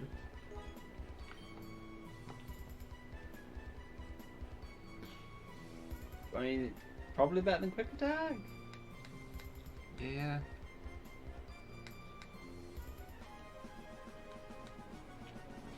I don't know if we're holding on to me first or not. Well, no, but in theory, we're going to learn 2 moves at once. Hmm. So, that will go then.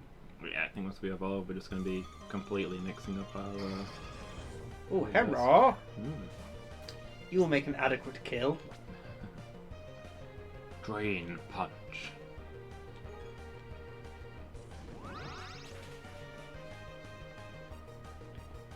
Whoop. You fool! You've only made us stronger. I love that as a thing. Justified. I get attacked by something evil. Therefore, it makes me more powerful. I can hit it harder. Yeah.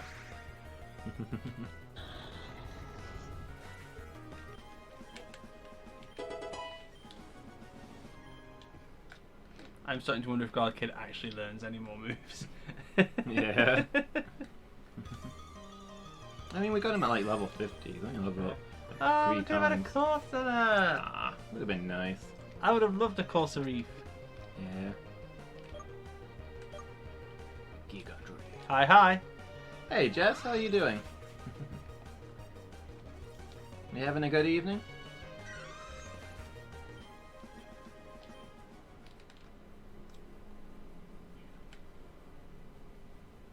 Yeah. Twitch ads always take so long, and they seem to be all really bad as well.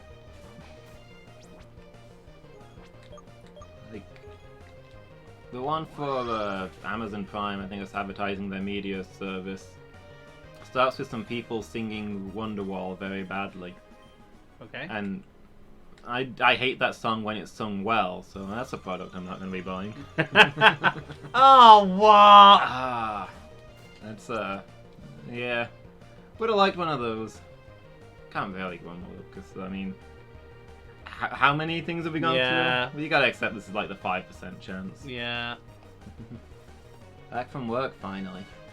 Yeah, it's good to have you here, Jess. Was work alright for you? Are you streaming later? I don't Who think is you it? want to do that. What type was it? I think that's a fire water. Is it? I don't Okay. think you want to do that. Hmm. There's actually fire waters here. Yes. Well, bubble bug it is. I mean, that's one of the lower level things we've seen here, but... Yeah. Octozuka. Oh wow, something else that actually learns Octozuka. Yeah.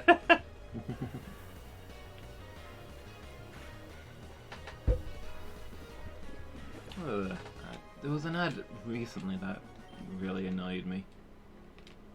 I can't think what it was. Something that annoyed you, well, wonders never cease. I see a lot of Google Stadia ads and in all kinds of places, and all of them I feel like are very missing the point. I'm not sure anybody at Google has played a video game before. No stream tonight, but happily watching people. That's cool. Come join, come join. Yeah.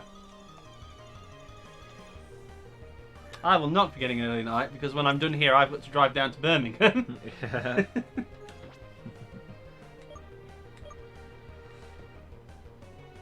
This would be an excellent training spot, except we get exactly 10 bullets, not a Giga Drain gun.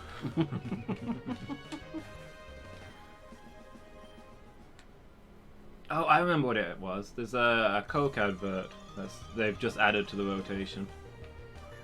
And it's... I haven't seen one of these for ages, and we get two. I mean, it looks horrifying. First you get a close-up shot from inside a person's mouth of them drinking this bottle of Coke. And then their tongue like explodes out of their mouth and goes touring around the world. I mean, See it soaring across beaches and bridges and all that kind of thing. I mean, I'm not going to lie, that's not my experience from drinking Coke. No. Maybe taking cocaine. But... yeah, that's more on track. It is a horrifying advert. Yeah. Oh, don't worry, Jess. I'm used to it. It'll take me about an hour, maybe. Mm-hmm. You love long drives almost as much as you love working. Okay, I feel like you're sort of like painting a picture here that I'm a workaholic who likes to travel. Am I wrong? Neither of those statements are true. Just because I used to literally work in Stoke and I had to do 100 miles a day to work, but... No. I don't think you actually enjoy the, Is that getting down? There's another dive spot. Does this just take us further onto the same route, probably? Where do you live? I mean, obviously it's 1 to 2 hours away from Birmingham. Yeah, busy traffic always makes life more miserable, but flying down there at about 11 o'clock tonight. There's not going to be much traffic. Should hopefully touch down by midnight. And then if I go to my usual pattern of waking up at 3 a.m, I'll have had 3 hours sleep. That'll be joyous. Yeah. Banbury. Oh. No idea where that is. Yeah. My geography skills are terrible. I barely know where I am. My geography skills aren't great, I'm not going to lie, but... Anyway, what were you saying a minute ago? No idea. You were saying... I was grumbling about that Coke advert. Yeah, but no, you were saying something about my sort of like... the driving and you said, in fairness, and then I interrupted you and now you've lost your train of thought. Yeah. You probably don't enjoy the actual commute part. I've never, but you quite often have worked long distances away, and so you must be pretty okay with it. Yeah, I mean, to be fair, I do enjoy driving. Like, I don't, like, unlike you who avoids driving whenever possible, I do actually quite like driving. Yeah. So, that's not really an issue for me. But I think the only thing that always used to bug me is, in my mind, the travel has to be, like, worthwhile, as it were. So, when I used to drive to Stoke, it took me an hour, and it was 50 miles. That was, it was an hour out of my day, but it was 50 miles covered. So, whereas when I used to work in, like, Mansfield, more locally, that was 45 minutes to go 9 miles. That is not a good drive, in my opinion. Yeah. Oh, well, very enough. Seems like there is quite a few different things down here. It's just that cell kids are very common. Yeah. Yeah, that's fair. Trains are good. I mean, to be fair, if I got a train from where we are now to Birmingham, it's not specifically in Birmingham I'm going to, it's just next to Birmingham. So getting there specifically would be more aggro. Yeah. But yeah, and I do enjoy driving. Like, I'd rather travel by train than I could. I mean, you just sit there and read your book a lot easier than being at the wheel. Yeah. Some journeys I do prefer by train. But I mean, like, driving to Scotland is a pain in the arse. I just do that by train. Yeah, when I go to Scotland to visit Burslem, I always go by train. And it's quite a nice train ride. Yeah, I'd say the same for London. Like, I would never drive in London. Yeah. I mean, the one to where Burslem lives is... I mean, it's really nice in that, like, at one point the train's running over basically on a beach, and it looks beautiful, and it's a very pretty ride. But on the other hand, the train announcer tells you that you've crossed the border into Scotland, and you think, oh, I'm almost there, and then you look at your watch, and it's like a third of the way. Yeah. Because Scotland is just empty. Yeah. You're a bit fat. Do not listen to Lumus at all. Hey, I'm not saying that driving's bad for other people. It's just... No, I know. You're not... I mean, to be fair, I don't think you particularly wanted to learn to drive originally, did you? You just kind of did. I mean, see, it is a very useful skill to have. I'm glad that I know how to do it, but I definitely don't enjoy doing it. Yeah. No, I enjoy doing it, and like you say, I've travelled quite a bit. My current car is nearing the 100,000 mile mark. It's currently literally just ticked over to 98,000 as I pulled up. Yeah.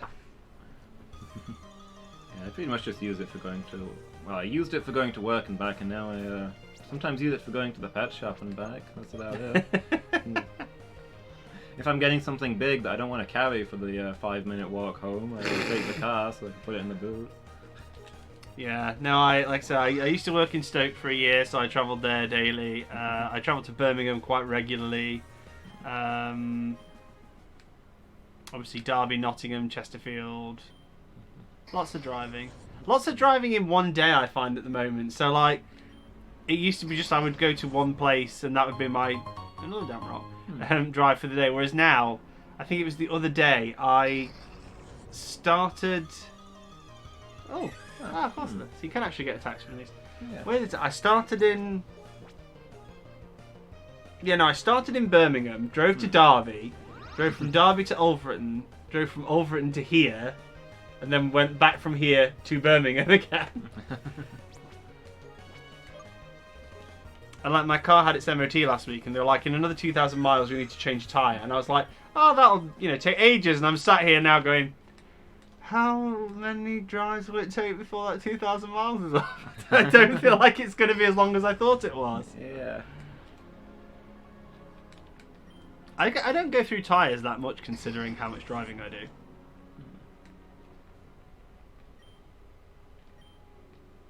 But yeah, I miss the days when petrol was cheaper. Yeah. Yeah, I think it's most of my dyspraxia makes driving very unpleasant for me. Yeah. Especially if I'm going somewhere that I don't know. Because Yeah. I find it quite hard to pay attention to the route and the road at the same time. And your white car blindness. It is a bit of an issue that I'm just incapable of seeing at white cars. Yeah. I mean, to be fair, I've got loads of friends who don't care for driving. Like, they do drive, but they're not massive fans of it. Whereas I quite enjoy it. And obviously, as I also don't drink at all, I'm almost always designated driver. Yeah. So, and it doesn't bother me. Like, I quite enjoy driving. I quite enjoy the trips. And I've been more places in the past year than I've, like, ever been anywhere. So I've kind of got to... Ooh, heart scale. I've got to the point now where I've got used to going places I don't know and going, right, where the hell am I going? Because Google Maps is a liar. Yeah. And sat-navs are crap. Because unless you, like, update them every hour of every day, they rapidly fall out of knowledge. Yeah. Not expecting that to break out the coral. No, in the coastal it makes complete sense. This thing less so. Yeah. It was literally just covered in coral and you punched it and it went, "Argh!" Yeah. But yeah, but no, driving is great, Jess. Just stay calm and try and enjoy it. Don't be a stress head, because that's what makes it unpleasant. Yeah. It is very useful to be able to get from A to B under your own power. Yeah.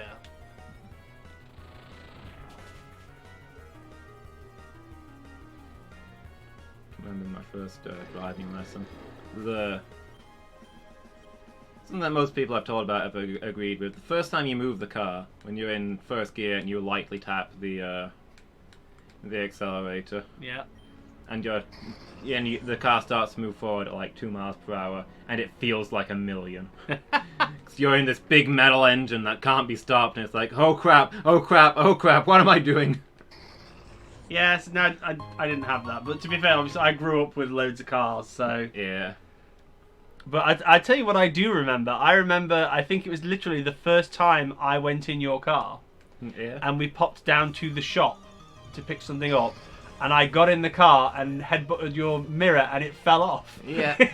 Yep. I just got my first car. Gave you a ride in it for the first time. Yeah, we popped to the shop to pick up something for my mum, and I got in and I bumped the rearview mirror, and it just dropped off. Yep, you smashed my rear view mirror. That's the thing. I wouldn't have minded if I had actually smashed it, but I literally just caught it with my head, and it just went boom, and just dropped off. And I was like, oh,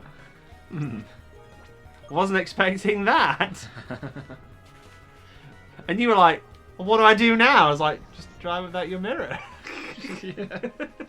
Just drive without a mirror, forehead.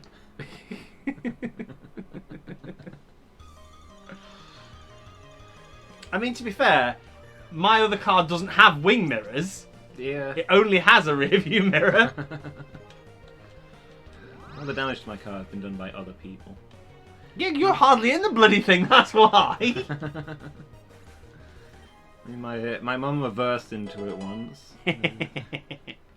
My sister bumped into it. That doesn't surprise me. And I only found out when I noticed the... Ah, so these are down here. Yeah. They're just hella rare. Yeah. How do we deal with this? Bubble bug. Yeah, it's lower level than the last one actually, so... Yeah. Yeah, my mum reversed into it while I was in the passenger seat of my mum's car. That's great. My sister scraped her car against it and didn't tell me about it, but I noticed that there was paint missing off my car and red paint down the side of hers. So... The sad thing about that is I completely believe your sister wouldn't tell you because she's really sneaky like that. Yeah.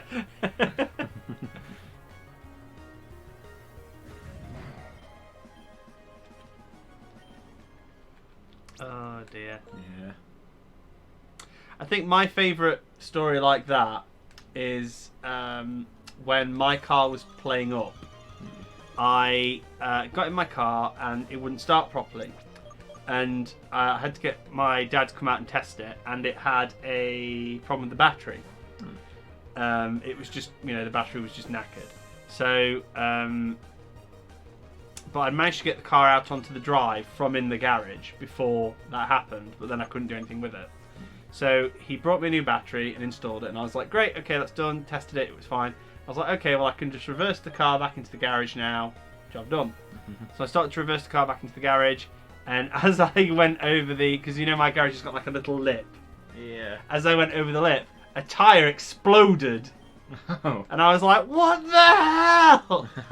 So my dad, having literally just left me with a new battery, I rang him and I went, guess what? And he went, what? What could possibly have happened in the 10 minutes since I last saw you? I was like, tyre blew out? And he was like, are you kidding me? I was like, no. And he says, well, what do you want me to do? And I was like, I want you to come and pick me up and take me to the tyre place and get a new tyre, because I can't drive there. I know these things are everywhere. I know. Isn't that always Is it the a way? time thing? Maybe. Maybe it's a time thing. I mean, we can't tell what time it is down here. Yeah, which makes you think it wouldn't be a time thing, but who knows? Yeah. But yeah, so I've had some great expeditions with my cars though. Now, do you remember I had that little accident a couple of years ago where I got rammed off the road on the way back from Stoke? Yeah, was that the one on the icy day? Yeah, on the icy day. So I found my invoice for that the other day. Yeah. And I don't think I actually understood how much it cost to repair my car. Yeah. So, my car when I bought it was £6,000. And I got ran off the road, and they told me it needed a load of work done. They originally wanted to write it off, and I said, no, it shouldn't be a write-off. I just got hit in the side and went into a ditch. That shouldn't be enough to write my car off. Do your job and fix my car. And obviously, when it's on insurance, you only pay the excess. Well, my excess was £325, so that's all I paid. Yeah. So I looked at the invoice, and it tells you how much the job cost. So, how much do you think that costs? You're about to tell me it was like 7,000 or something. 23,500. So it would have been cheaper to get a new car. It would have been cheaper to get a new car. But on principle, I didn't want to write my car off.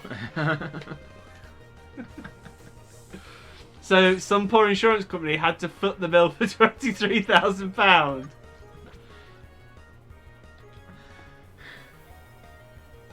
They must have been cursing you.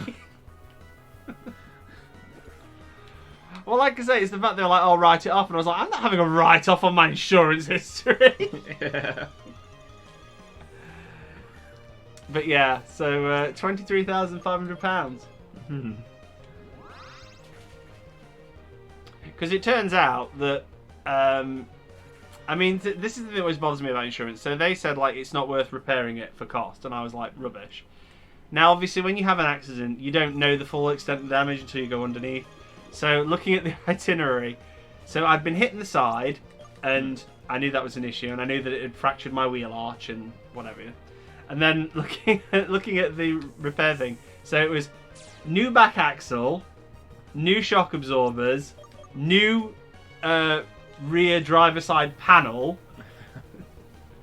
So they'd gone to town on rebuilding my car. But what they didn't do was replace my bumper, as I discovered when it was up on the MOT ramp the other day, and there's a huge crack through the bottom of my bumper on the underside. And I looked at it and I thought, well, that's not recent. Yeah. But yeah, it just made me laugh. Like, so dumb. I'll tell you this as well. I mean, this is obviously not something you will ever do, but if you ever get the opportunity to do it, don't. So, when my car went in for the MOT the other day, it went up on the ramp, obviously, so they could have a look under it. If they ever ask you, do you want to have a look at your car while it's on the ramp, say no. Because you can look underneath, and you'll see absolutely nothing that means anything to you, because it's just the underside of a car. And unless there's something hanging off that shouldn't be, it's fine. Walking around the body of your car while it's up on a ramp, you see every little ding, every little mark. So while it was up on the ramp, I had a wander around it, I found 7 dents that I didn't know I had, and I spotted that somebody had opened their door into mine, and it was very blatant. But when it was down at the level the car's normally at, you couldn't see it. But when it was up, you could see a very clear dint with the paint missing, and I was like, what the hell? Yeah. So then I had to go to a paint place and get the paint redone.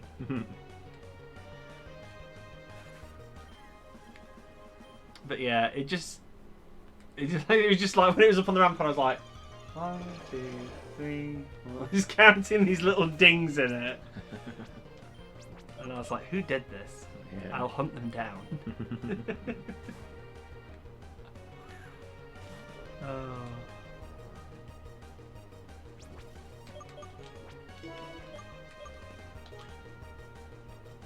But yes, my dad says that this car needs to last because he's not buying me another one. Yeah. That may or may not have something to do with the fact that I've told him that I would like my next car to be a Jag. Yeah. He can afford it. Ooh. Yeah, that's what we wanted. Yep. So, I mean, we can get rid of Fairy Wind for that, right? yeah. Yeah. It's just straight up better than Fairy Wind. Yeah. Now I want to give it the Dusk Stone. Mm-hmm.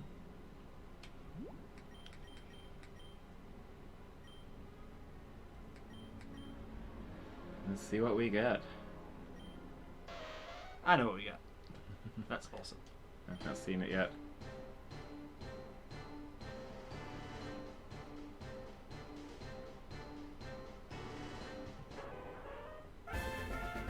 Ooh. Oblivicorn!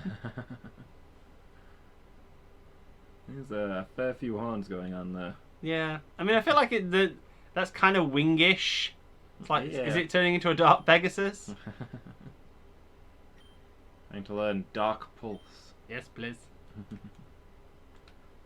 I think now we can probably get rid of me first. Yeah.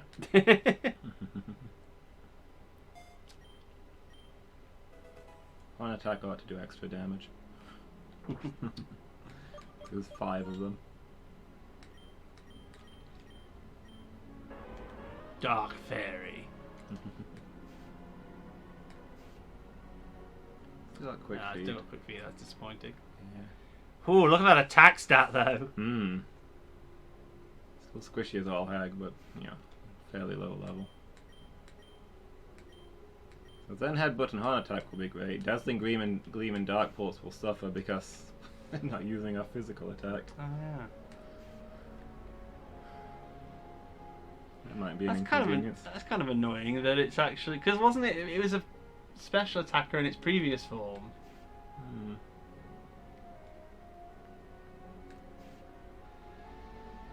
Yeah, that is strange.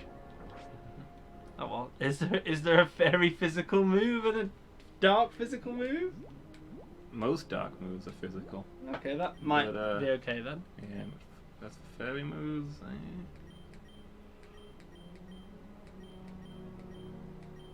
I can't think of a fairy physical move. I'm sure there are some. Rough Play. Oh yeah. Actually learns which. Oh yeah, no, I think it does learn rough play, doesn't it? Yeah.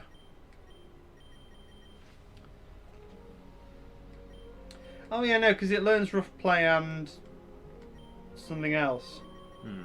So it does get the physical move. Yeah, I'll look at what they are in a minute. I can't remember what it is.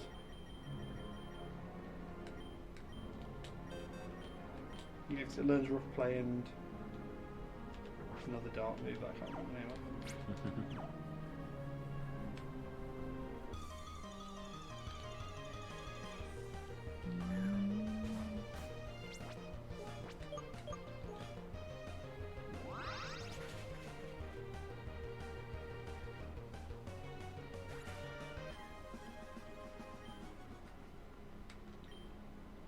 Right, back to the Pokemon Center. Whoop whoop.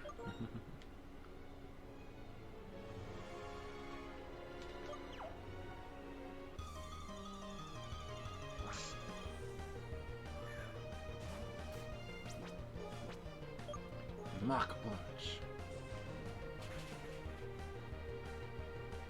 It does sound like quite a cool move. Yeah.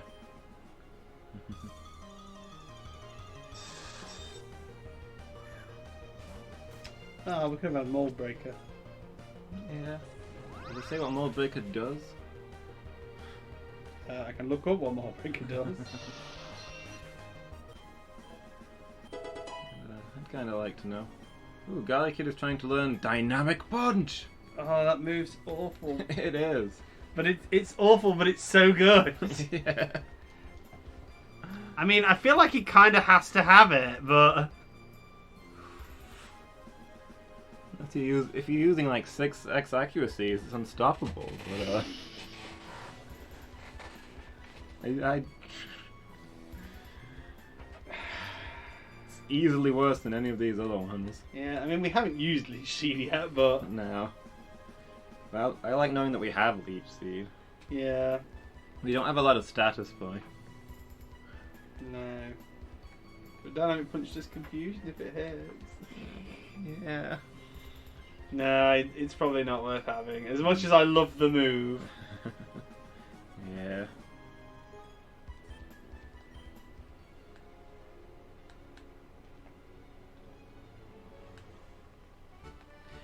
Yes, I think essentially we want the last 4 moves we're going to learn. Yeah. Because we're going to learn Head Charge, which is a 120 power physical move. Sounds good. Night Slash, which is a 70 power physical dark move. Rough Play, which is a 90 physical fairy move. And then Sudden Strike, which is a 40 physical dark move. Okay. So yeah, we literally want the last 4 moves we're going to learn.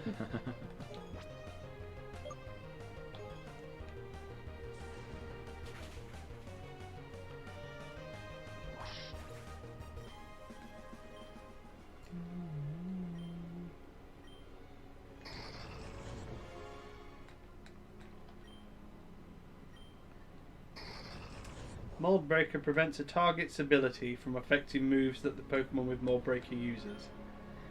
It only affects abilities that change power, accuracy, or other effects of moves. For example, a Pokemon with Moldbreaker would be able to hit a Pokemon with Levitate using a ground type move. Okay.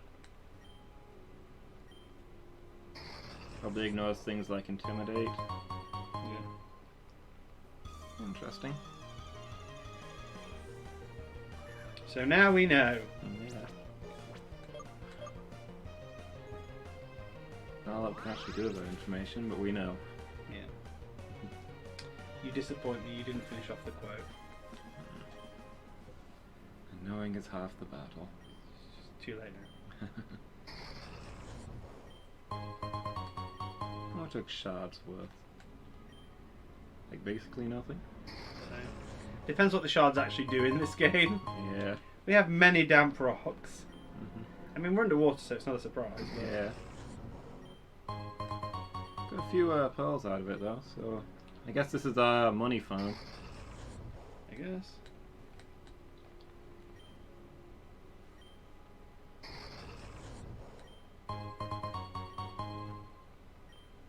So are we supposed to be able to actually get somewhere from down here? Yeah, there's a whole route out. Okay. But I'm a little scared to go any further because we were getting wrecked. Well, that's not going to end anytime soon. Also, I was thinking of going back, doing what we did before, where we went back to the previous routes, except this time we've got a more sensible composition. Yeah.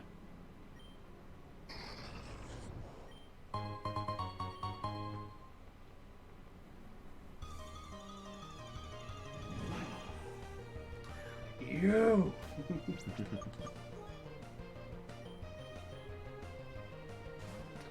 It's a problem with Nuzlocke. You encounter things like that and you're like, oh, it's so cool! Yeah. But no, you cannot have it. Not on this route, anyway. Yeah, I don't see us getting it at all, really, do you? I'd be quite surprised.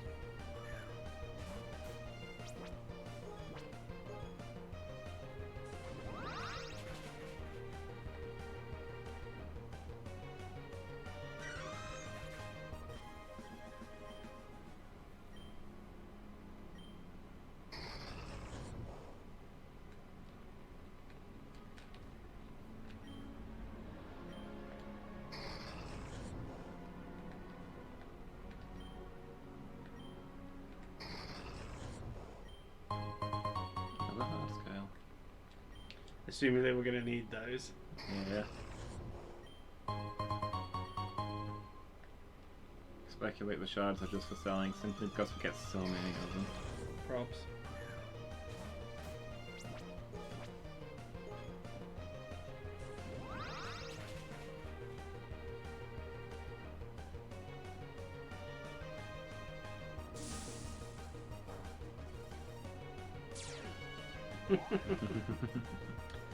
Great, now I deserve to hit you.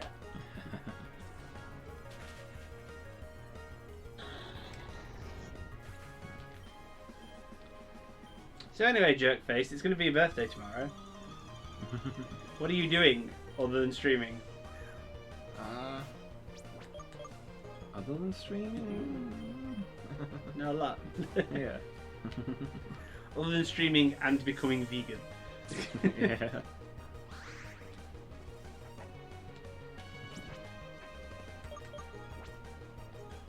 Yeah. Day after my birthday, so I can still have my birthday cake. You're intending to eat all of your birthday cake in one day, are you? Well, I don't know. I mean, anything that I get given for my birthday will be fair game. So it's essentially going to be the week after your birthday then, really? Kinda. I mean, I'm already mostly eating vegan. I've finished off the vegetarian food in the house that we had from before. Right. I've not bought anything new that's not vegan, so... I feel like I came in here for something. Pass. Cowabunga.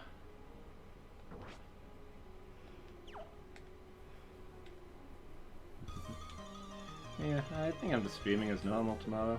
Okay. I'll come up with something fun to do for the,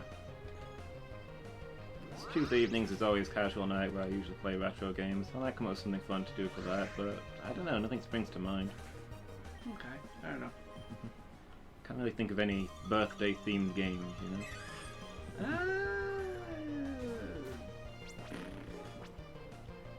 I mean, there's Mario Party. Yeah. The party theme. Yeah, I don't think there's actually like any birthday games that I know of.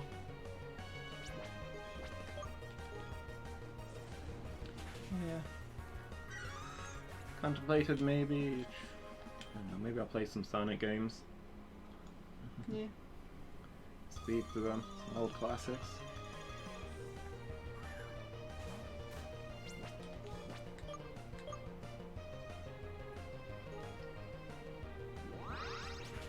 Yeah, I still need to like see you play some of the old ones because I mean I've seen you play Sonic 1, 2, 3 Knuckles to death on the old thingy, Yeah. but I haven't seen you play like Chaos or the Master System Sonic or anything like that. Which I would like to see, to be fair, because I've never had the time to actually play those games to any meaningful level. Sonic 1 for the Master System is a very underrated game. I really like it. Yeah, no, I've thoroughly enjoyed it. I've played it a couple of times, and I do really enjoy it. I just don't ever remember getting particularly far. Yeah. I mean, I probably got further than I remember, to be honest. I just don't remember. Yeah. Sonic Chaos, I've definitely never got very far on. Sonic Chaos isn't very popular, but like a guilty pleasure for me. Something about that game just hits Why me. is it not popular? I think it's quite cool. Yeah, it's got a lot of cool stuff in. But I don't know. I love that game. Something about it just hits me. But a lot of people don't seem to like it. It is very, very short. Is it? Okay. It's like 20 minutes long. Really? Yeah. Jesus. I can't think of a shorter Sonic game off the top of my head. Okay.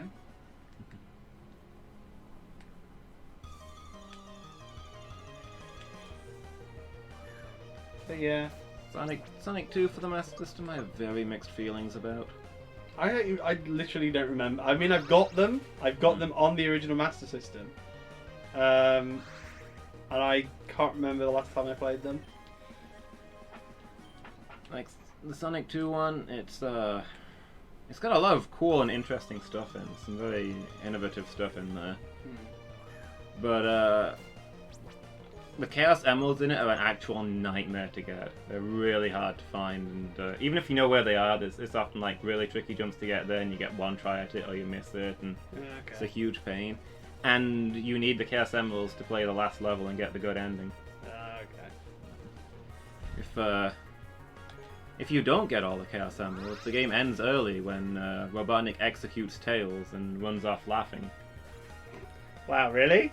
Yeah! The plot of the game is that Robotnik's kidnapped Tails and Sonic's trying to rescue him.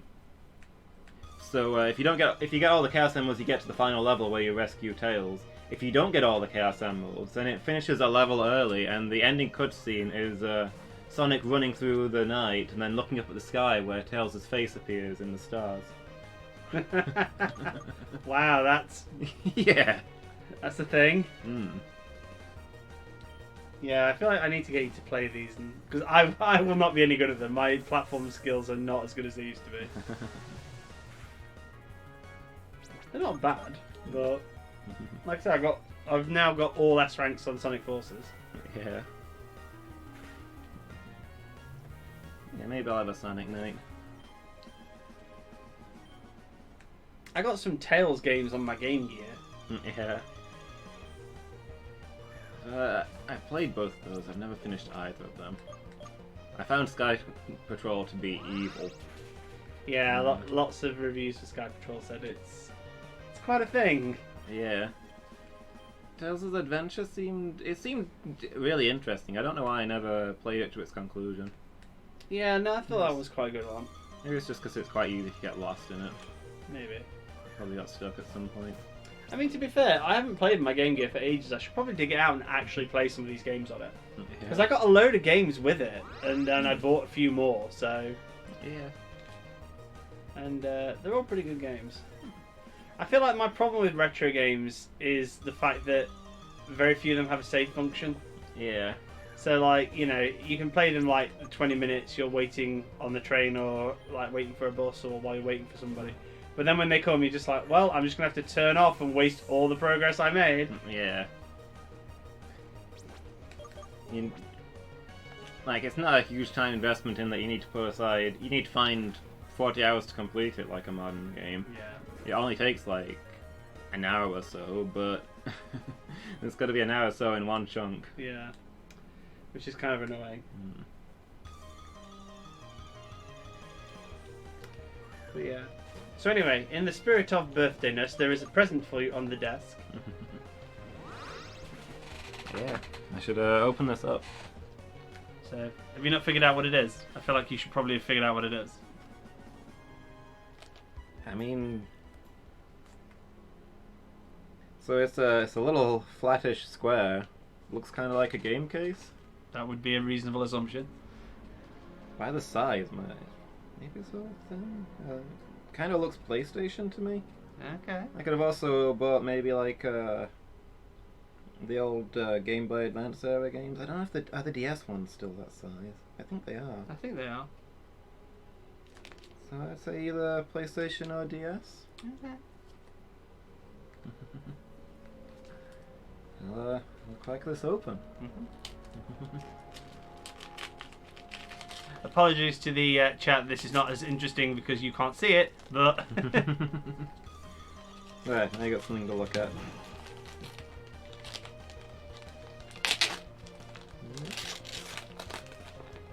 Here's PlayStation.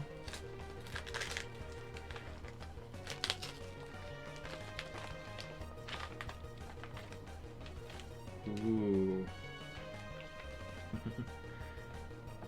Heart of Darkness.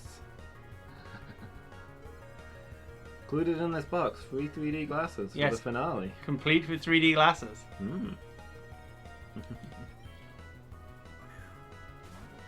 Hidden away in the heart of darkness lies a terrifying world. A world ruled by the Master of Darkness, whose cruel and absolute power leads an army of emaciated devils. His fiendish force scours the land in search of Andy, a young boy in a quest to rescue his dog, Whiskey. Trapped in a terrifying nightmare, only you can take Andy through hundreds of epic encounters to overcome a whole host of wonderfully weird characters and emerge triumphant from the heart of darkness.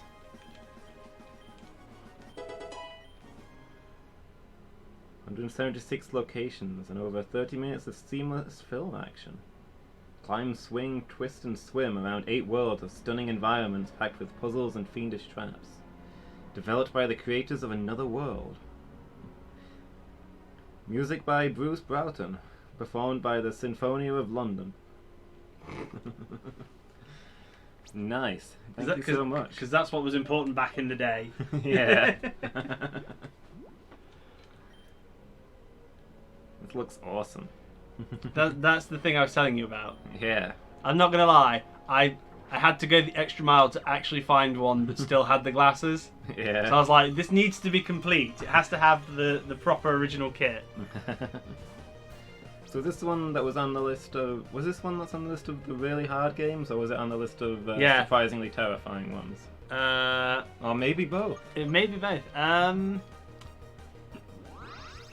I think it might have been the... Yeah, I think it was the surprisingly terrifying ones because of all the really horrible ways that things can kill you. Fair enough. We'll look forward to playing It may also be on the hard ones, to be fair. Yeah. So I didn't even realise when I first ordered it, it's actually 2-disc. Ah. So it's a suitably large game. Yeah. It's even got original padding. Keep it safe. Yeah.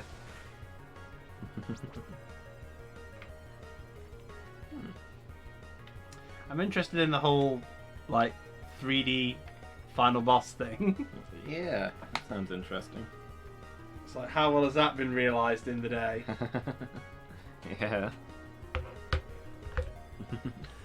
That's awesome. Thank you so much. But yes, I'll be interested to see that played on either on stream or just in general. Yeah.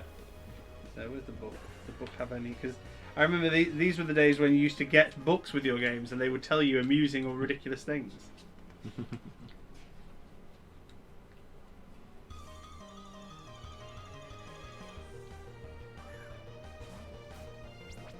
Back when you read the manual to know the story. Yeah. These days you don't read the manual, so you don't spoil the story. Oh my god. If you get a manual. Yeah. Allocate a player number. You can play this as up to 4 players, each playing against each other, and it saves your progress differently for each player. Huh. Is that in the very old style where when one person dies, the other person gets their turn? Yeah.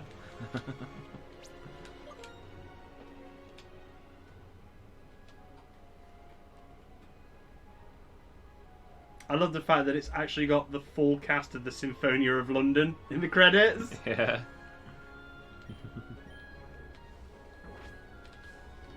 Some tips to make gameplay progress easier.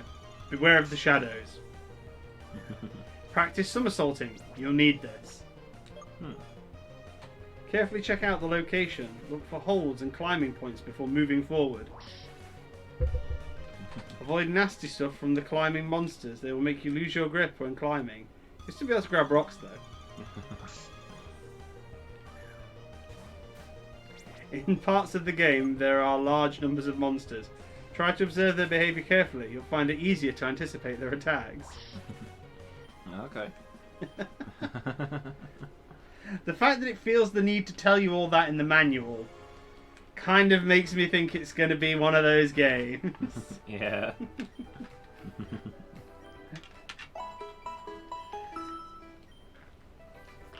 One of those games where you will get messed up.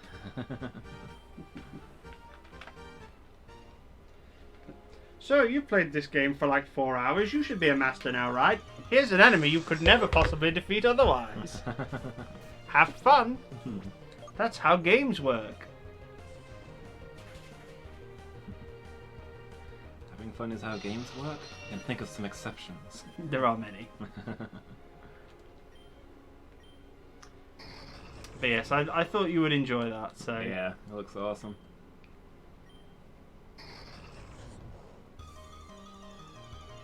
I'm wondering if I should play that tomorrow. What do you think? I mean, I suppose it would be appropriate. It is a birthday game, as it were. Yeah. Now we've got a birthday game.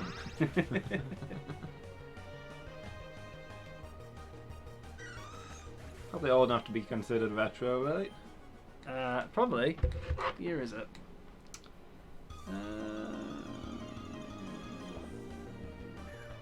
Kind of breaks the casual night theme of games that can be played get to completion within the night, but I think we can make an exception for my birthday. Yeah, that's fair. Oh wow, 2000. Ah.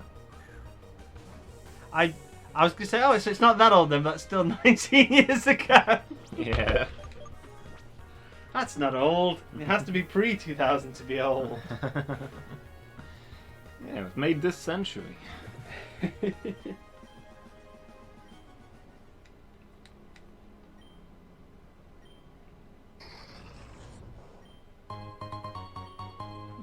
More pearls. Making a nice profit on all of this. Another damn frog. This will pay for us to catch the train to some fights.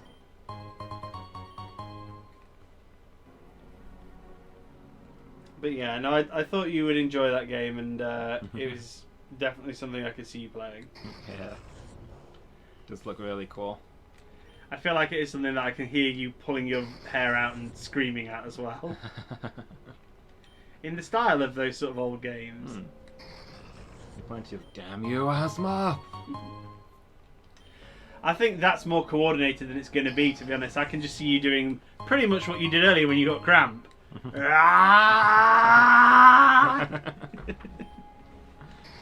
That's fair. We've played some games that have brought that reaction out of me. Yeah. I mean, to be fair, we were doing that last stream with this, with the invisible walkway. Yeah.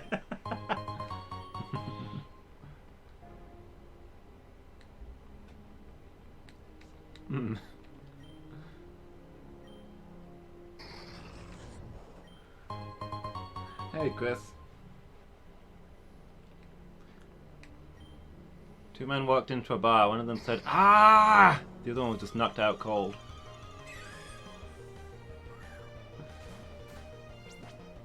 That probably wasn't funnier than what Chris would have said.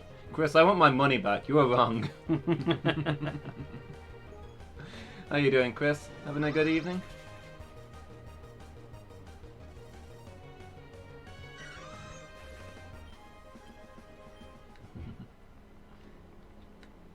Good to hear. Whoops, there's a patrol up there. Trying not to get us into any more fights down here where we're... Oh, it's just that guy. Never mind. Wait, no, that's a different guy. How far are we gone? I've wandered off course! You've gone further south than you anticipated. Yeah. I was just looking for coral to smash. Gonna destroy these precious coral reefs for my own profit. Just trying to find something to do. Couldn't find anything meaningful. Came to bother you guys. Yeah.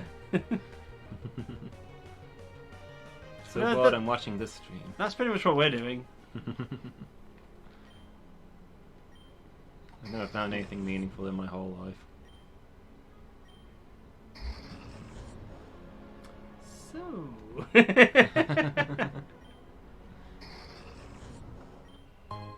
Yeah, I was actually doing a lot of the what am I supposed to be doing stuff in this afternoon stream.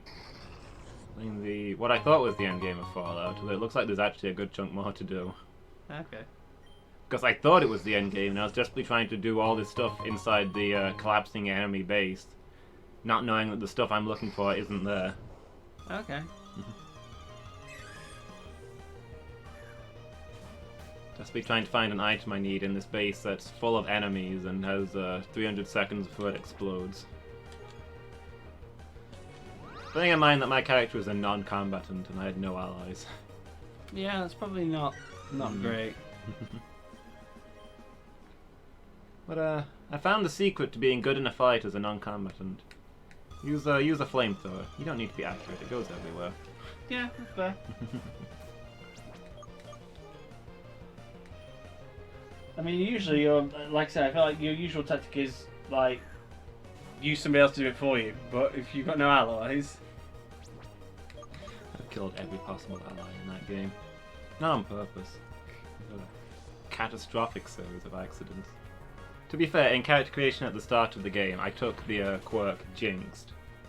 And also luck is a stat in this game, and at character creation I set it to the lowest amount possible so I could spend it on other things. So, you know, literally everything goes wrong all the time, non-stop, and it's hilarious. And also incredibly stressful. I say, I'm assuming you didn't quite think it had that much bearing when you did it. I didn't realize how incredibly it was going to mess up everything. The number of times that I've bought like a super powerful handgun and then accidentally destroyed it the first time I fired it through sheer bad luck. I have to start again for the final boss after 80 hours? Oof. That's pretty harsh. Yeah, that's rough times. I mean, I'm not going to lie, that's the sort of thing that makes me go, no! I just put the game down. Yeah, what I found is that your luck stat, amongst all the many things that it affects, it determines how many critical successes and critical fails you get. Yep. And Jinxed causes you and everybody nearby to have more critical fails. Right.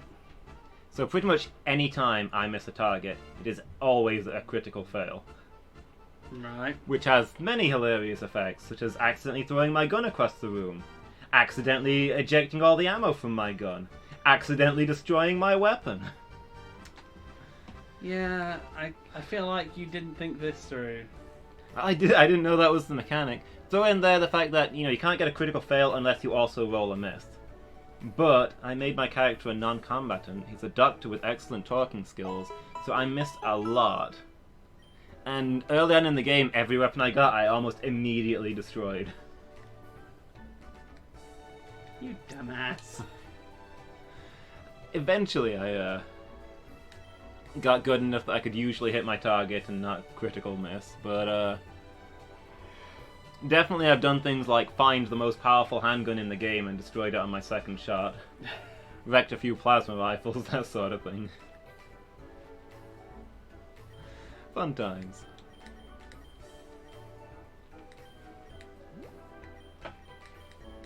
It's nice to see that you being a dumbass extends to other games. Yeah.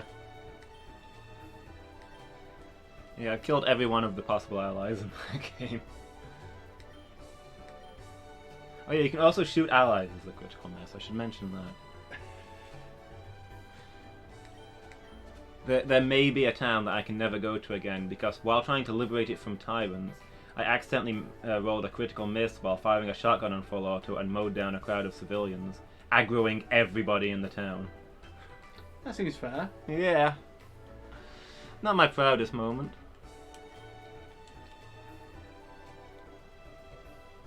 Nothing yet on a character that leaves the party after one dungeon. Well, I mean, I feel like he's done that before. Yeah, we've all been there, where you buy top-level gear for a temporary character and they just vanish. I mean, in this game, we used to have an amulet coin. Yeah. We put it on Garly Kid when he was a temporary party member. Then he left, and then he came back without our amulet coin. Yeah. Yes, Agnes is beautiful, Burzum. She's a beautiful, dark, murderous horse. She's magnificent. Hey, Buzz, how are you doing? Having a good evening? So elegant, so majestic. Like 5 unicorns at once. Now I've just got thingy in my head. So majestic. So majestic. So majestic. That is a big bird.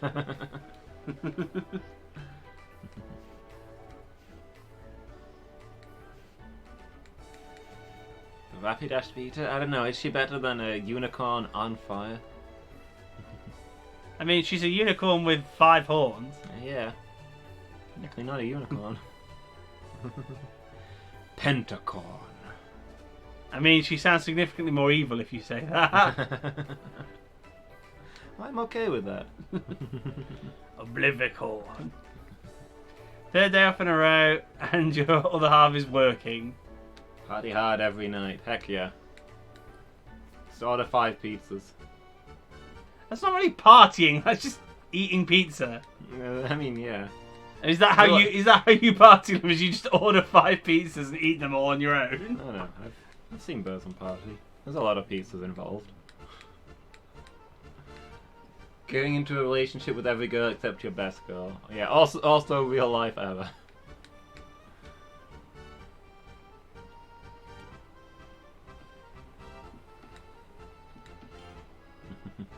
I mean, that's true, but you don't know who your best girl is until you've met her. Which might be after you've already made a relationship with the non-best girl, and then you've just got a whole lot of restart problems there. Both in-game and in real world. Yeah. So you want to start a relationship with this best girl? That will cost you half of everything you own. And your friendship stat will be set to 0.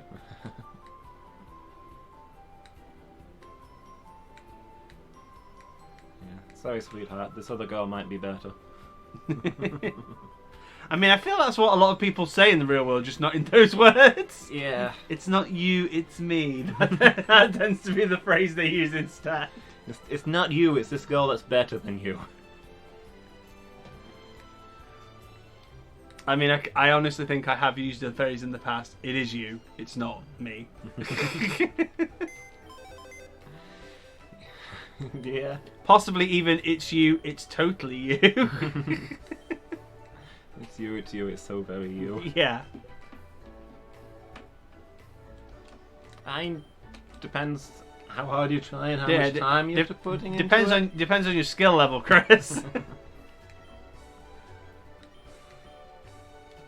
Exactly. Burzum knows.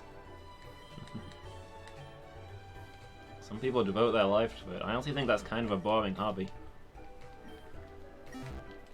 I feel like the thing with hobbies is everybody else's hobby is generally boring to somebody who's not them. Yeah. Yeah, D&D is a much better use of your time. I mean, you might have a better... I mean, Lumus certainly has a better success rate in D&D than he does in the real world.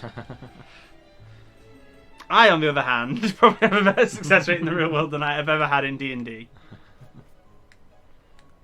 But then I've never played proper D&D. When you say a success rate, you mean succeeding like at the game or having more relationships in game than in real life? I mean both. Yeah. Okay. I mean, in Burzum's the current game that Burzum is GMing, my character may be dating a hot dragon man. A hot dragon man. Yes. I mean, I don't even know where to start on that. My brain immediately leapt to... Well, my brain did several things at once there. It leapt to several things. One was, can you have a cool dragon man? My second one was, dragon man, that's the thing. My third one was, Rule 34! If you think you have to invoke Rule 34 to get dragon people stuff... No, I know you don't. It's just... When you said that, my brain went down that route. It's like, Rule 34, avoid. OP gear and followers? I mean...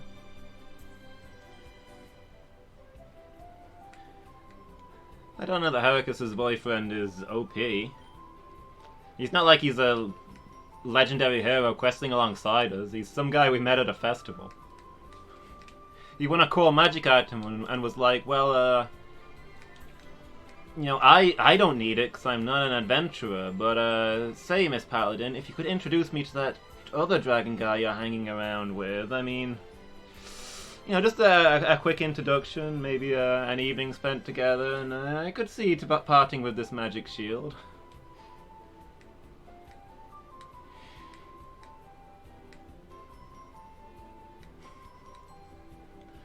I have at 120 and that was an enemy hitting you, fair enough. Yeah, I don't know. I feel like I've never been in a D&D campaign. Well, I've never been in a proper D&D campaign, full stop. But I feel like I haven't been in a role-play game where I've actually felt that the... I was about to say, you've role-played with us... You used to role-play with us quite often, but have you ever actually played D&D? No, I've never played D&D. I was about to say, I feel like we moved on to trying different systems around the same time that you joined. Yeah, no, that's what I said. I've never actually played D&D itself.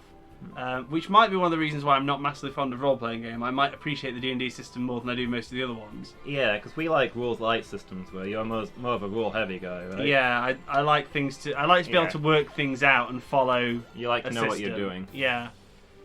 So I might appreciate D&D more than I do other things. Did you put a useful Pokemon up front for this? I didn't realise it was a bird guy, so no. Now it's a Splendifowl and it's level 60. Just keep getting stronger. Yeah.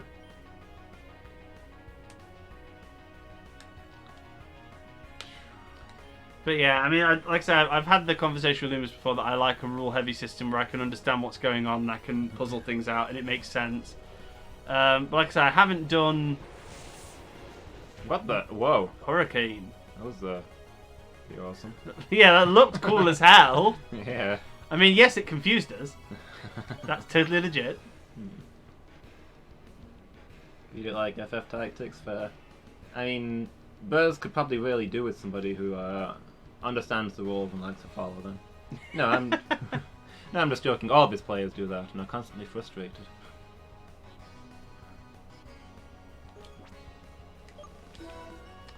Yeah, I infuriate that player because I try to make the choice that my character would make rather than the tactically optimal choice. See, that's the thing though. When I used to do role playing with you guys, I would always try and play my character rather than the system because that's always more interesting. But I used to find that it was so frustrating because I could do nothing decent or interesting with my character in the scenario we were in.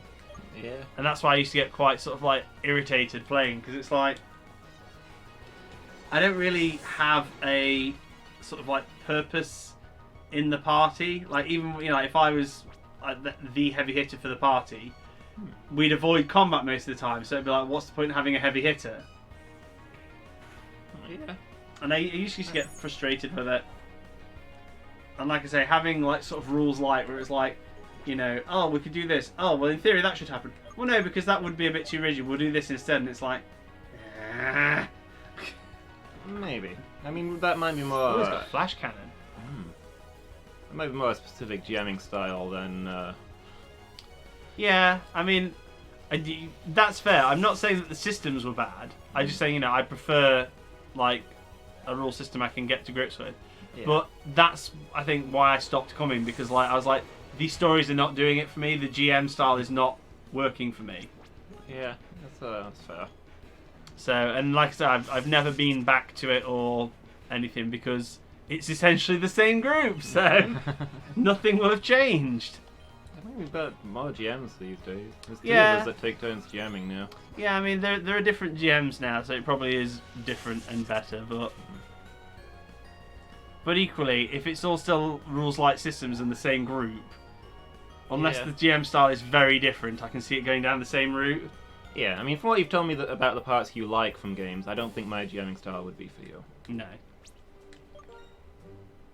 But, I mean, the way I've started I look at it about building a character is that you're giving the group options. You make a character that's utterly brutal in combat, and the party now has the option to win combats that they otherwise wouldn't. You make a character that's really good at talking, the party might never have to talk through things that they normally wouldn't. It's, you won't necessarily go that route, but you get into a situation, you look at the options you've got, and you try and choose the best one, right?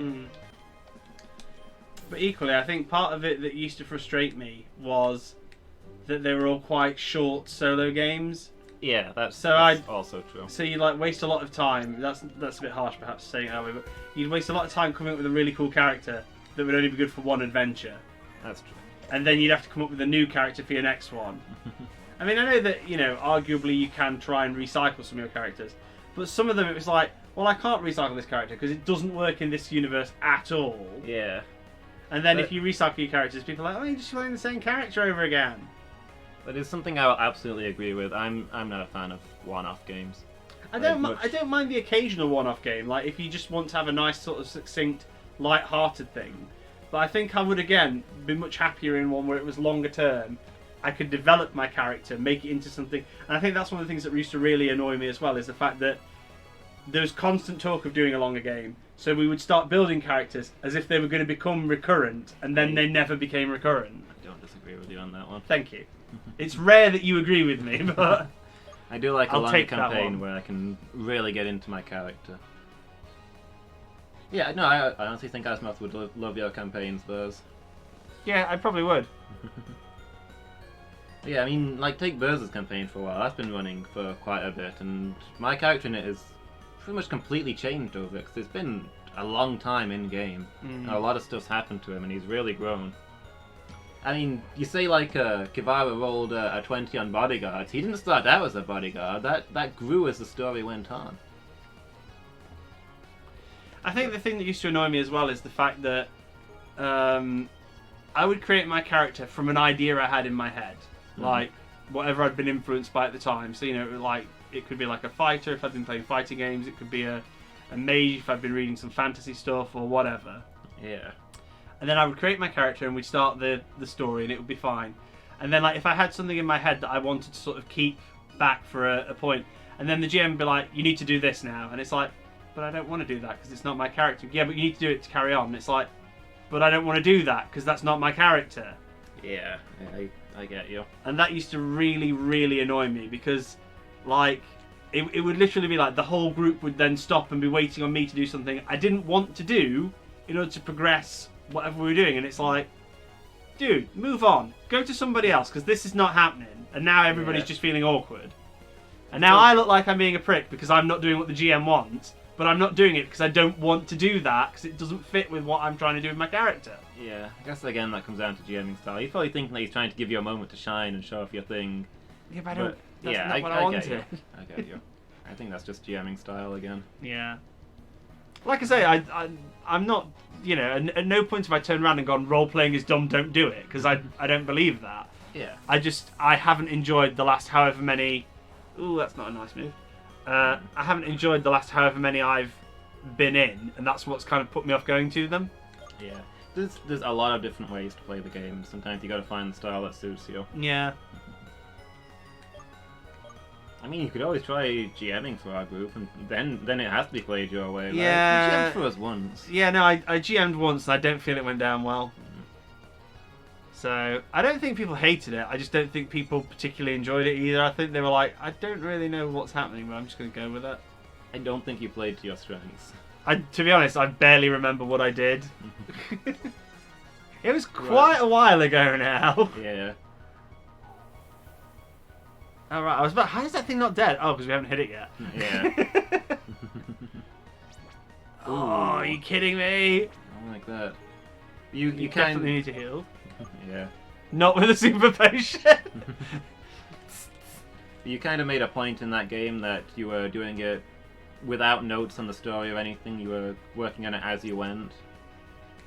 And Yeah. I don't think you used any rules. I think you kind of improvised those as well. Probably. I mean, I definitely had a rule book that somebody had given me, and I read it, and I was like, I'm not going to know this. Because I don't think I actually had a lot of time to prepare it. Yeah. Don't die. I feel like I did it, like, sort of on a week's notice or something. Which would have been fine if I had, like, nothing else on that week, but... Yeah. So that's what I'm saying. You really want a system with solid rules where you've got things carefully planned out ahead, and that was the opposite of what you actually ran. The GM's gotta... I'd say the GM enjoying the game is the most important thing, because that's how good games get made. So yeah, I don't think that game was for you. No, that's fair. I mean, to be fair, whatever the system was that was given to me, I don't think I particularly liked it either, which is why I was not... Because we played so many different light rule systems, and none of them really worked for me, because they were all like... Yeah, Angel for a long time liked to use a different system for every game. He just collected them and would play them once and be like, this is great, we should play more of this, and then buy another system. Yeah, but it just used to really annoy me because I could never get to grips with any of the systems because we were doing a different one each week, and I'd be like, so what are we doing with this one? Is this the one where you need to roll 4+, or is this the one where you need a d20? Is this the one where you need a d10? What is going on? Yeah, I mean, he's a lot better these days, but he did go through a real wildcard phase, which I think is around the time you left. Yeah, because So yeah. like I say, it just used to be so stressful for me, and I used to hate it. Like, I'd turn up every time being like, okay, just give it a go, because you did used to enjoy this, and it should be fine. And then about 2 hours in, when we've slogged through making a character and had another rule system explained to us, Yeah. I'd be like, yeah, I'm already not feeling this next stage now. Ooh, a Ooh. person who wants our help. Options.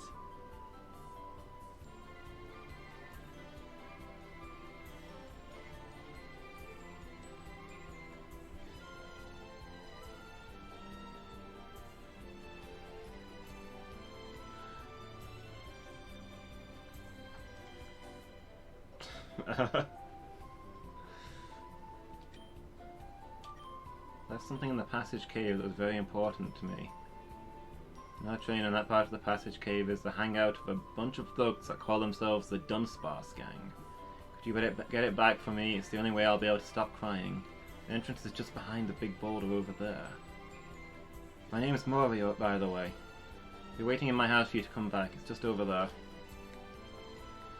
Okay. Cool, we're going to murder some Dunstarce punks. Yeah, in the passage cave. Oh, okay. Apparently this was here all along. Yeah, I think we came out this way once. I don't know, it's behind boulders. I don't know if I've seen this.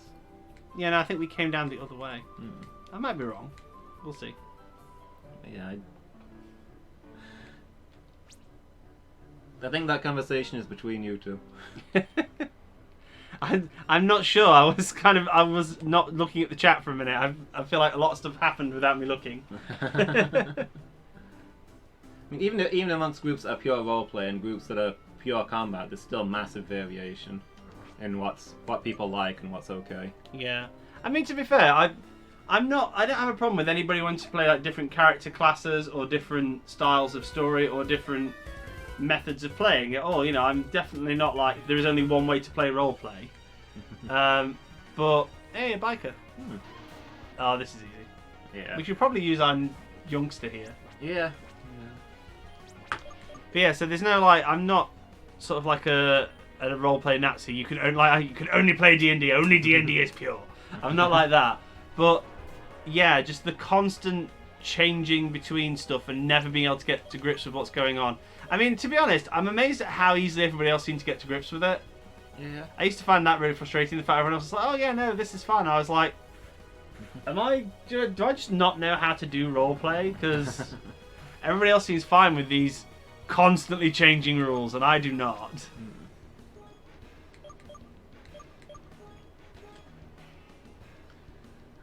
I don't even know where you're going with this, Buzz. First you say that, then you say not mocking you, I'm trying to support you, and then you just yell no. Are you now regretting going down this conversation? I don't know. Yeah, I think you need to explain that side of the conversation we missed, Buzz. Expand on this, Buzz. It feels like you're talking to somebody else. Oh, the no was, will you help me with the Dunsparce Gang? I thought you were like correcting yourself, or this one's actually bad for us.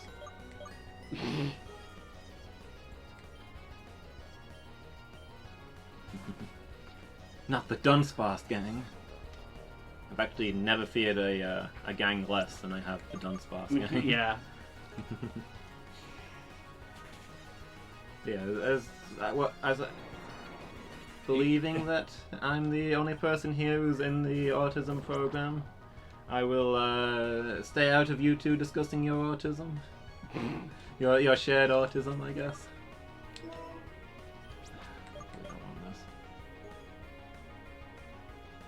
Go back to Anya.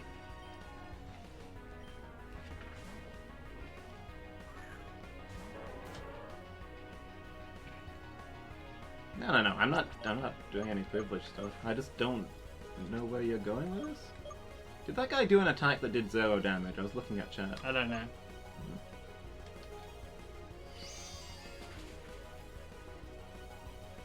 I don't think he was going anywhere in particular. I think he was just sort of referring to the fact that, well, that won't work out well for you at all, pal. Yeah. Yeah. Okay. So yeah, that's the thing. I'm not opposed to change, but not actually having any kind of set point to go from is not like, you know... Awawa? Awawa? Awawa? Awawa! Change Yeah, no. implies some kind of stability in the first place, is the point I'm making, I guess. Yeah. I guess, yeah. I mean, I don't deal very well with changes myself. I need to really psych myself up. You're sympathizing with an autism-like trait that you feel that both you and Asmoth share, right, Buzz? I mean, it's definitely a trait that I share. And... was it you that made my buddy over there cry? Don't take kindly to that kindly attitude round here. He's A sensitive guy. I mean, I'm on all kinds of spectrums, just not at any significant level. Yeah, like different things hit you, right, Buzz? I didn't have any attachment to the changing RP systems, I guess. I actually freaked out a little bit when we first stopped using D&D. But after that, the pattern was that there was a different RP system each week. Stopping using different RP systems every week was freaky. Now that I think about it, it actually really bothered me when he stopped changing the systems all the time and said we're going to continue using Dungeon World for a long while. I mean, the only thing I kind of feel I need to say to that person is that your mum says that because she's a woman, or is that how she justifies that all the men that she knows are awkward?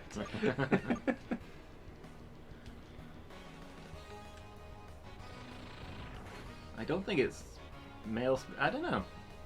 Is autism more common in males? I mean, a lot of things are more common one way or the other. I've never looked into it, to be perfectly honest. I mean, I feel like every autistic person I've ever met has been male. Yeah, that's what I'm now thinking of. Actually, no, didn't you have a... Oh no, that's true. Yeah, I've got a friend who's got Asperger's. Yeah, I was gonna say, we both know somebody who's got it quite heavily. Hmm.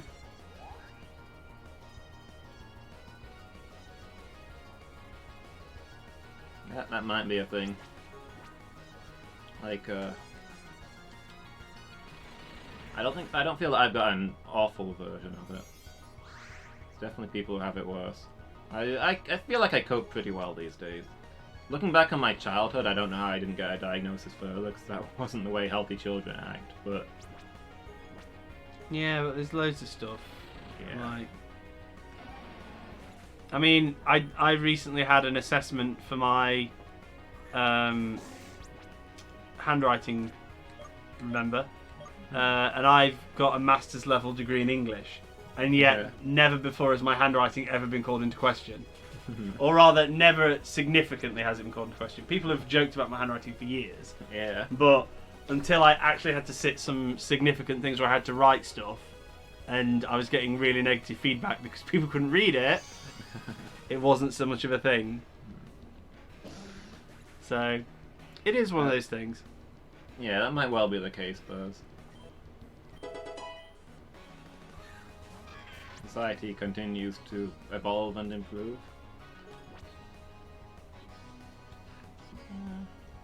Should be able to. Is it both sides of it weak to fairy? Maybe? Whoa. Shadow Sneak. Rude. Yeah, we're all still learning things.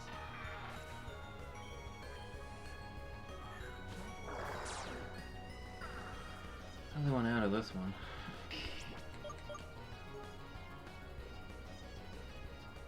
Yeah, absolutely.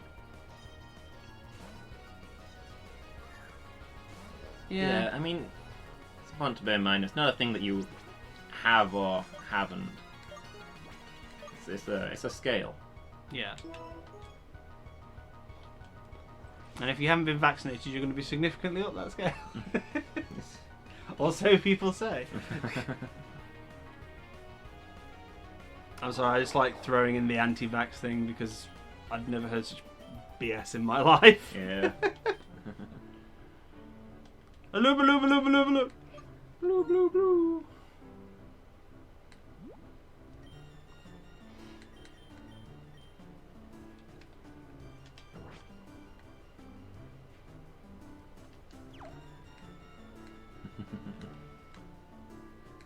fight the last one. It's only a short mission. What are those cans? Is that fuel? Or? I don't know. Let's find out. That's how they get you. Not last one, but I finally remembered to put Anya up front. Must think you're big stuff, walking in here making grown men cry. I mean, not really. The Dunsparce gang, we run this corner of Tandor. Life of a gang member is tough. Fighting the police, protecting the environment, cleaning up litter, helping old ladies, caring for our Dunsparce. It's all grown up stuff. You really think you can mess with us? Say your prayers, kid. I mean, I feel like somebody doesn't quite get gang life. He's doing his best. Yeah.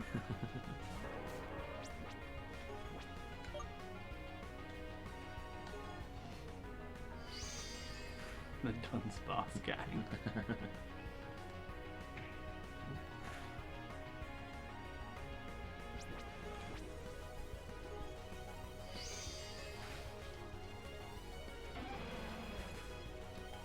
Two crits in a row.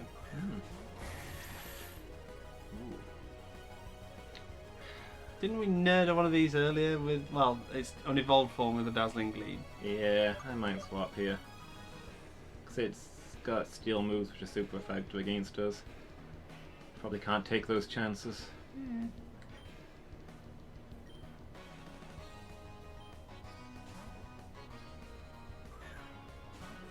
Well, yeah. I don't feel like you can rely on that being the case, though, Burst. I mean, there was the thing in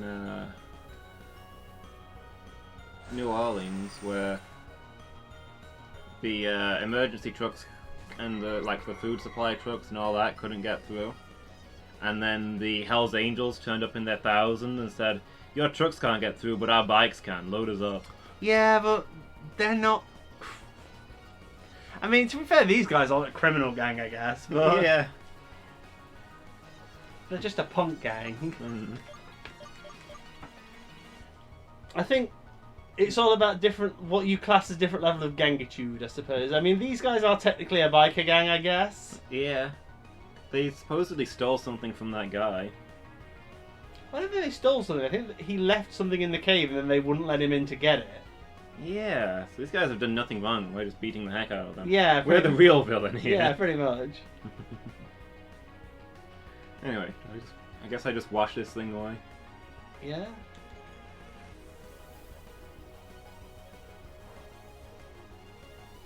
Yeah, Skyfall.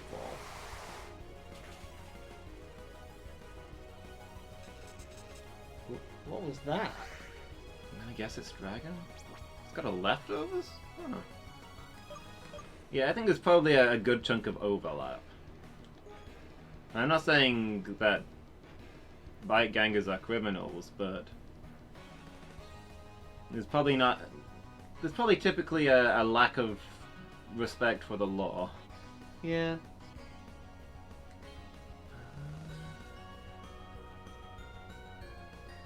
I suppose one of the questions as well is what really constitutes a gang? Yeah. Because you've got like violent thug gangs, and then you've got like, you know, biker gangs, and they're not necessarily all the same. Yeah. I think Anya could handle this. Maybe? It's safe to switch about, do you think? Or should we just let 2x4 melt this thing? It's probably worth just melting it. Yeah. Yeah, I'm sure it varies a lot.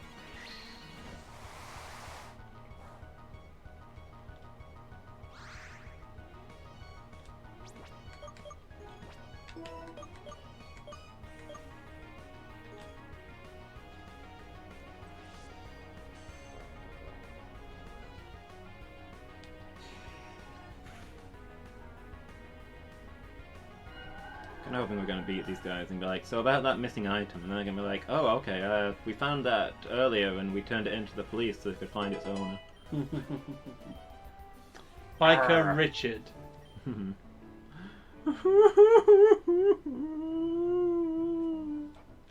Tears won't stop. And Maury's wallet. 2,000 Pokédollars inside and a few expired coupons. Is this really what he was crying about?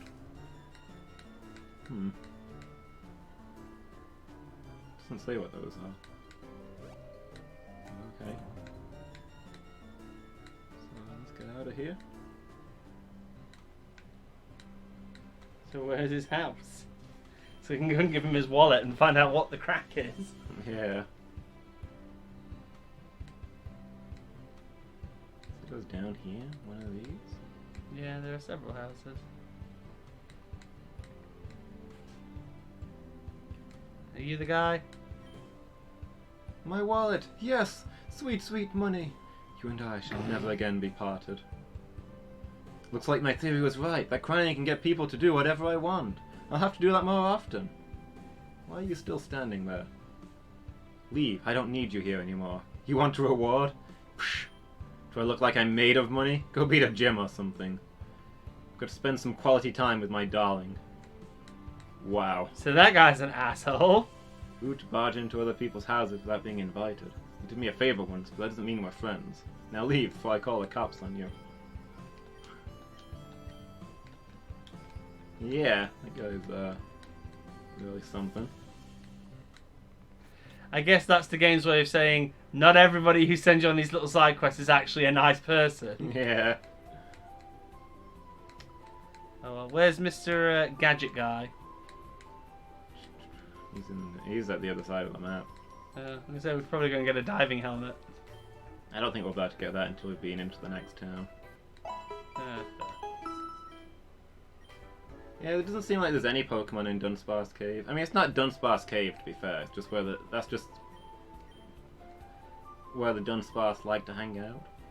Actually, it's got a weird name now that I think about it. Passage Cave. Yeah, because it doesn't go anywhere. It's not a passage. No, I think it's another part of a different cave. Like we've passed through a passage cave already, I think. Yeah, I guess so.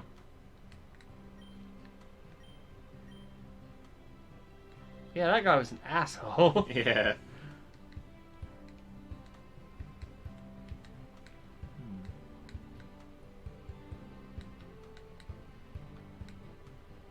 Oh well.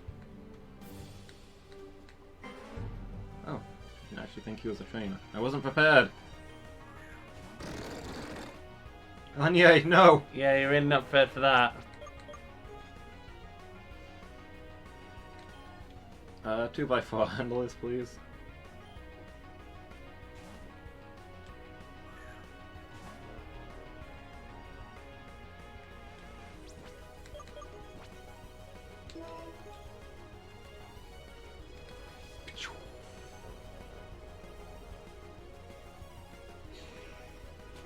Oh, we're faster. That's a surprise. No, really, I can't see that thing moving, let alone being speedy. Do we have a different ability when we Mega Evolve? No idea. I think I kind of want to have a look at that. Because our normal ability is Levitate, right? Sure, it doesn't look like we're levitating still. True.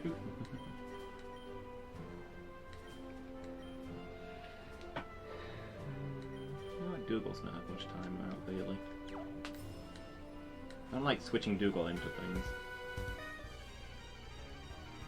Really powerful, really squishy, should probably lead. Hey look, Dougal, it's your fight. A level 58 Gyarados. All I'm gonna say is be wary that it's got Ice Fang. It might. We'll be faster though, right? Hopefully.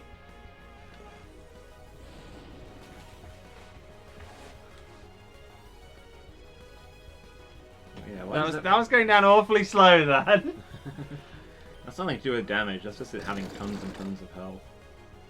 God damn This it. one I'm not so sure on. God damn it. Yeah. Well, we can assume it's going to do Sludge Wave. Yes. It's a safe bet.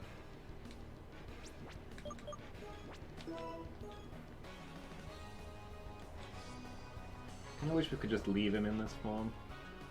I'm not convinced that there's any benefit to not Mega Evolving. Huh, didn't die. Other than to make this episode of Digimon slightly longer. Mega Launcher. Powers up Aura and Pulse moves. Huh, so Dark Pulse. I'll be stronger. Huh.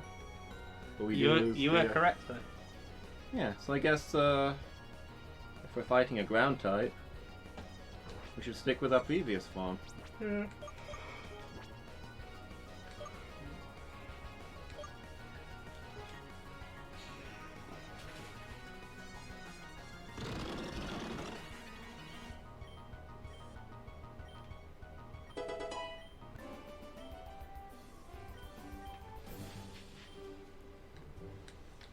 Yeah, these guys are just permanently stronger than us. Yeah.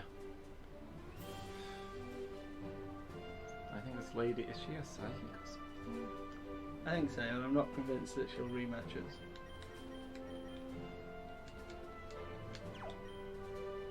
Oh yeah.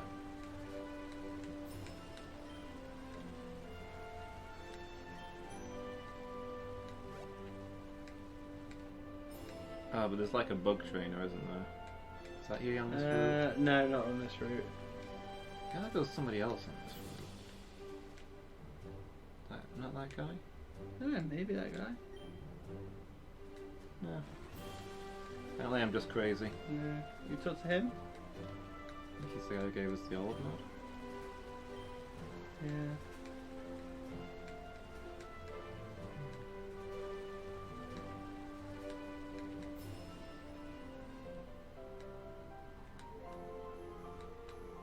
Well.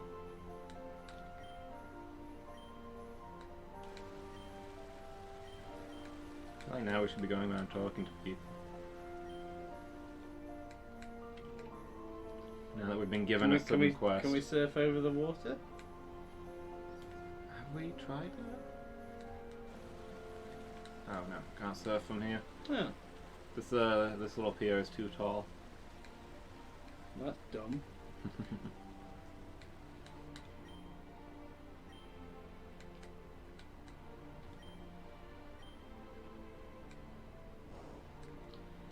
But yeah, so I guess me and Burrs have just had yet another conversation where we are on the same level.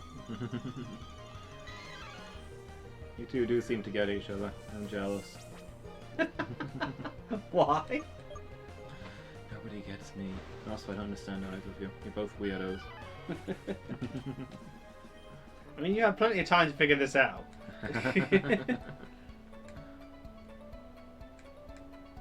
You're a cool dude. Don't go to school tomorrow. I won't. I have tomorrow off.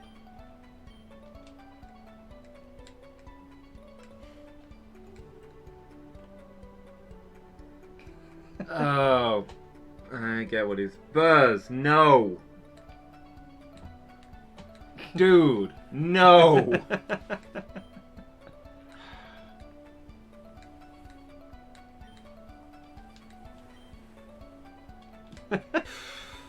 Oh yeah, he'd love that joke.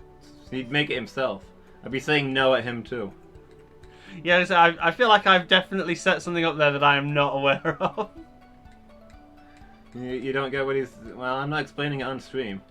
We'll just move on.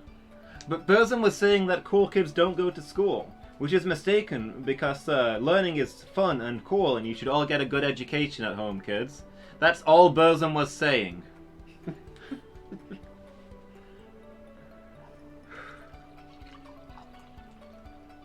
Can't take you guys anywhere.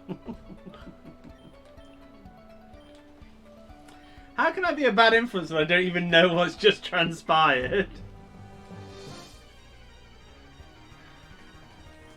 Don't use me as your excuse for doing bad things, Buzz.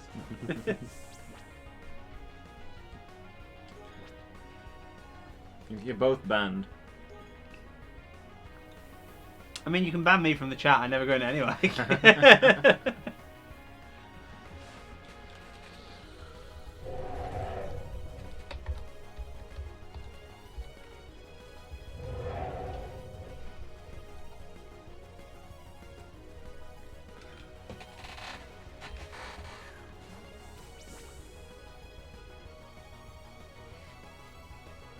Who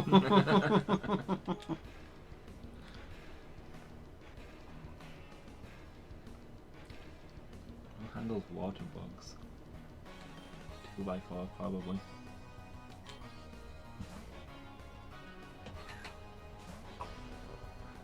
Could you hire a better quality of person to do that, Buzz? Are you casting aspersions about people's quality? That seems unnecessarily harsh. Give the rock. That would be much better. I feel like it'll be about the same. Okay. Well, no, it doesn't resist rock. Doesn't resist electric either. Electric's super effective. So is rock. Oh, then why did you bring up the resist thing? Because I forgot that bug doesn't resist electric. Okay then. But I'm pretty sure that ancient power is considerably stronger as well. I'm not sure it is. It's not that powerful a move. Really? Yeah, its main draw is the massive stat boosts. It's decent, but it's not like devastating. We shall have to compare.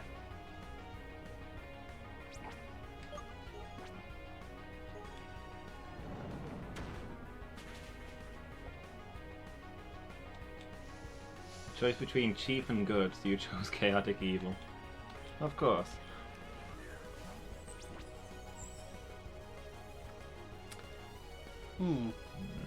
Fairy bug. Yeah, it's still ancient power. But let's heal first.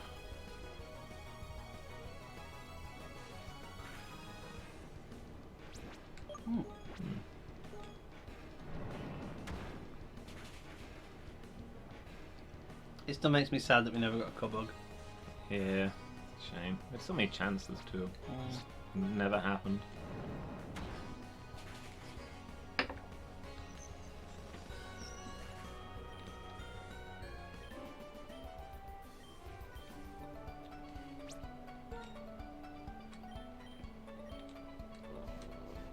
Let's see. Ancient power's only 60.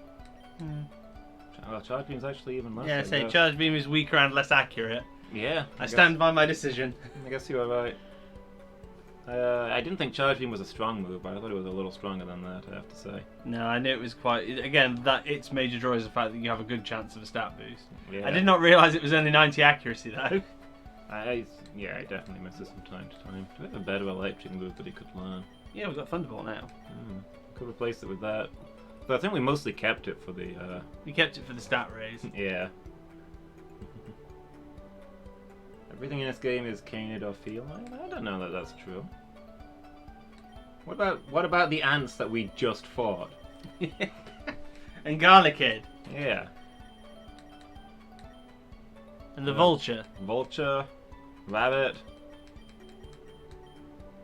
unicorn, bugs, slimes, alligator. Yeah. Cubone. Dunno. Fish. Also sheriff. Or deputy, I guess.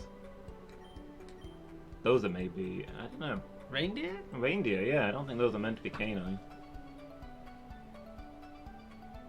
Googled this game's Pokemon list and didn't see any of these. Well, clearly you didn't try hard enough. Bug, Snow Order, Rabbit. Yeah, I guess. Koala? Yeah.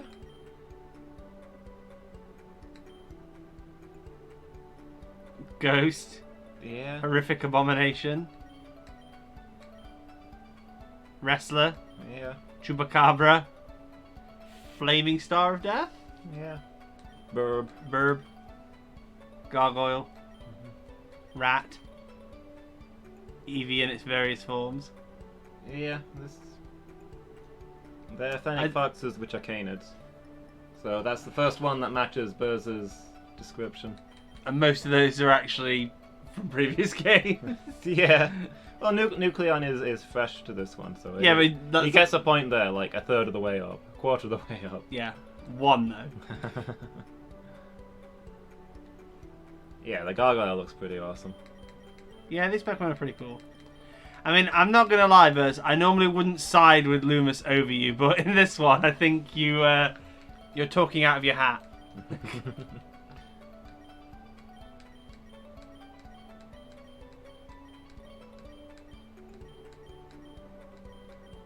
monkey.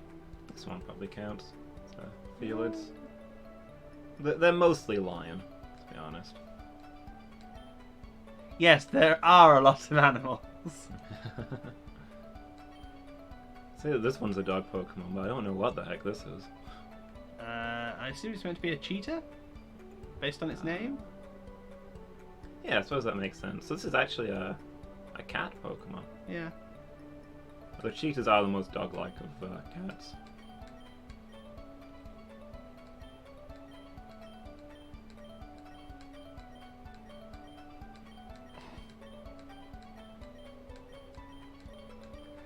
I mean, now that you look back over it, there are not as many burbs in cats as you thought. Yeah. Another dog. Long-legged wolf thing.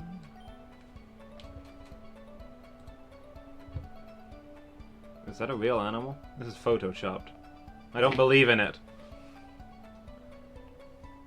What is that thing, Buzz? I've never seen one of those before. That is something. Why would you? I don't know.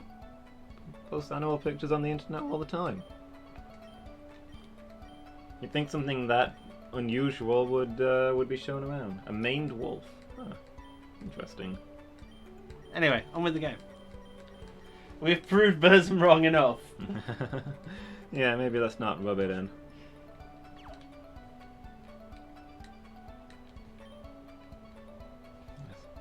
I don't know, what are you doing there? I ask myself that question every day. No, you don't. I might. You don't. No? No. You don't have the time anymore. Okay, that's fair. Why am I here? That's a fair statement. I would agree with that. That's not what you said. Yeah, that isn't what you said.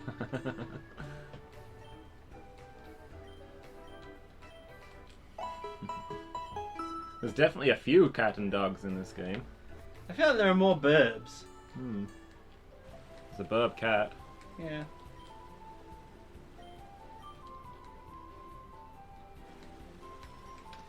I saw an article the other day. I didn't actually read it because I didn't have the time, but it just said the top 10 Pokemon who got creepier as time went on, and the picture the article came with was Eevee. Yeah. And I was like, fair.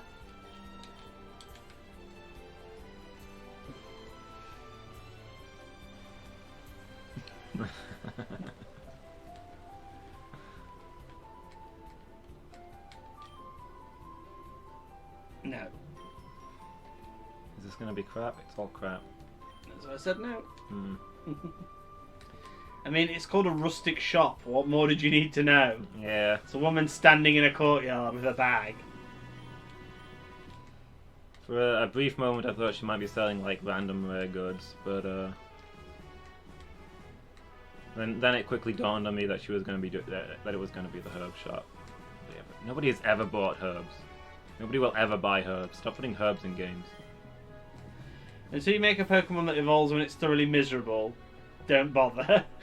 I'm sure that exists. I'm not.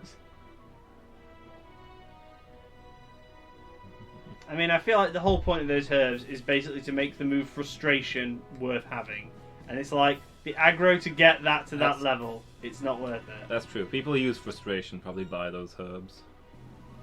Because essentially, every time you win a fight with frustration, your friendship will go up and it will become a less useful move. Yep. People probably do it mostly for competitive. It still feels like, why would you bother? What's the point? Yeah, it's fair. I don't know. Can Pokemon eat the herbs like if you hold them naturally? I doubt it. Why would you use frustration over a turn? I don't know, Birds. I'm just saying what could possibly work. I don't know which is more powerful of the two when they're maxed out. But like we said, every time that frustration wins a fight, it gets less strong. Yeah, whereas return just gets better and better the more you use that Pokemon. I don't know. I don't know. I don't know what to tell you.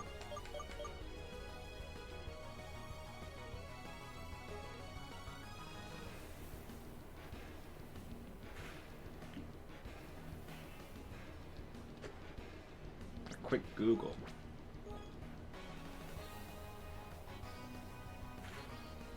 I mean, maybe it's like in Final Fantasy. More arrive, foolishly seeking fortune and glory in this domain of the damned. Seriously?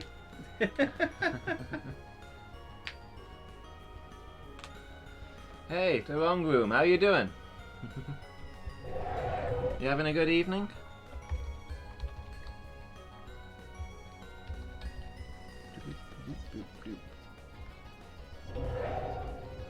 More Final Fantasy 7? Where are you up to now?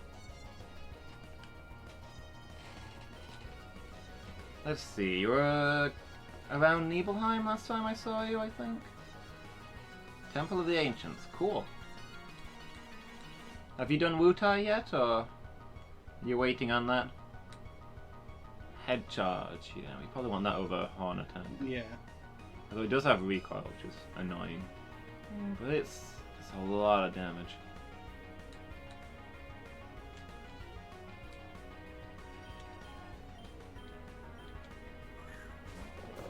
Wutai is done. Oh, okay. See, the game kind of makes you do, kind of suggests that you do Wutai before Temple of the Ancients, because they point you in, like if you've got Yuffie, she points you in the western direction as the next place to go. But I think it's actually better to do Wutai immediately after the temple. Because you get a bunch of the joke weapons there. The ones that have no materia slots but do massive damage. Like the nail bat and that. Nail bat. Coming back to the question we were asking a second ago. Frustration has a maximum power of 102. Okay, I think that's the same as Return, isn't it? Well, no, it's a maximum power of 102 when your friendship value is 0. If the user's friendship is 128 or more, Return is stronger. Okay, yeah, no reason to use Frustration then. That's a pretty worthless move. Yeah. Oh yeah, obviously you're doing the starting equipment, aren't you? So I guess that's useless for you. But yeah, for a normal run, having the powerful no materia weapons is pretty good for the section where you can't use materia. Yeah. I can't remember any of the others other than the nail bat. Tifa has the work glove. Aeris has the umbrella? Yeah, I think so. What's Barrett got? Is it Rocket Punch? I honestly don't know if that's a joke weapon or not. I think that's the guy we just beat up. He wants to fight us again. Should we go back and rumble with him? Yeah, I can do. But yeah, good point. That's utterly useless to you. I retract all my suggestions. You know what you're doing.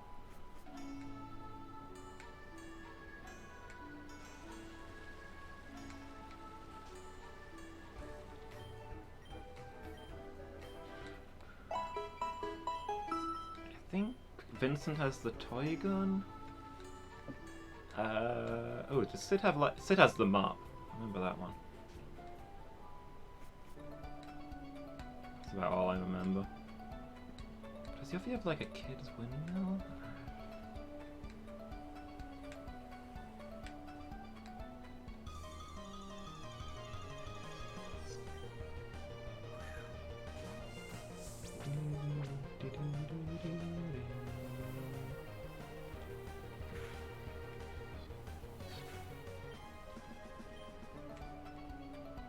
No, there you are. No? Was that not you? Is that another guy? Further along? I'm lost. This route is too confusing.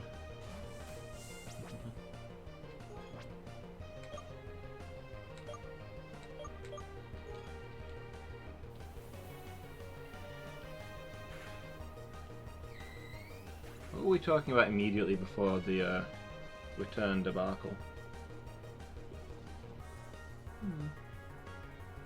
In this game is a coward. I don't know.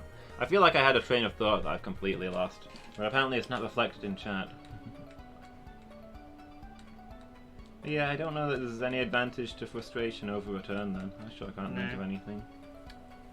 Yeah, so it's nail bat, rocket punch, work glove, umbrella, hairpin, Oh, okay. Uh, Oh, it wasn't that guy. Trumpet shell, silver rifle, mop.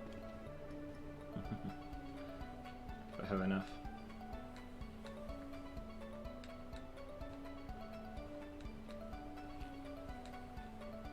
I always like to imagine that those were actually made by the ancients. Hence why they don't have materia slots. Ancients don't need materia. And why they're really powerful for such mundane items. Because ancients made good stuff. Mm. And then obviously in other games I recognise some of these. So Excalibur for FF4. Yeah. That's not a joke weapon, that's the greatest weapon ever crafted. A counterfeit of the legendary sword Excalibur. I see you, Wangru. Thank you so much for the raid, really appreciated that. And then Catch you next time. chicken knife.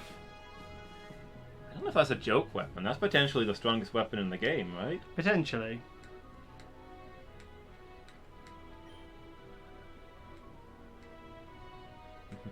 Gilgamesh is the best, yeah. Well, to be fair, the joke weapons are Yeah, I brutal, suppose. but Yeah. Contextually brutal. I'd never really thought of the chicken knife as a joke weapon. I thought of it as one of the two ultimate it weapons. does say for that the game. chicken knife can become the strongest weapon in the game as long as the player has run away from 255 battles. Yeah. If you're willing to put the time in. Probably most of the people are better off with the Brave Blade, but then again, if you use that, you can't run away ever. And that kind of... that can take up some time. Oh wow, yeah, you're right. Oh yeah, is that a thing? Has the potential to be the most powerful weapon. The drawback is if the player runs away, even once the weapon's power will permanently decrease from its original strength. Yeah. Didn't know that it did it permanently. Mm-hmm. It's brutal. Yeah, I think the chicken knife sometimes causes you to just randomly run away when you attack, which is kind of a pain. Does it? I think so, yeah. Ooh, have we explored the waters of this cave? I don't think we have.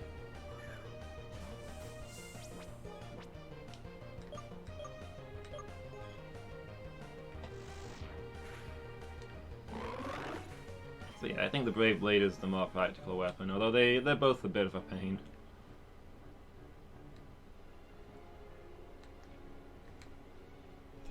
If you de-equip the Brave Blade and then flee, you say. No, even if you flee before you get the weapon, it's permanently lowered. That's crap. The same goes for the chicken knife. If you flee before you get it, it gets stronger. That's fair. I mean, I feel like the chicken knife is definitely the better of the two there, then. Yeah. I mean, you have to put in... It takes a lot of time to play 255 times to get it good. Yeah. Oh, I think we have been here. We found this Yeah, shortcut we have. before. Yeah. I know, but not allowed to flee even once. Hey, is that Fossil Kid? Has he found more fossils? Kind of looks like it. I think there's a lot of fossils in this game. We have to beat him up again and he'll give us another fossil?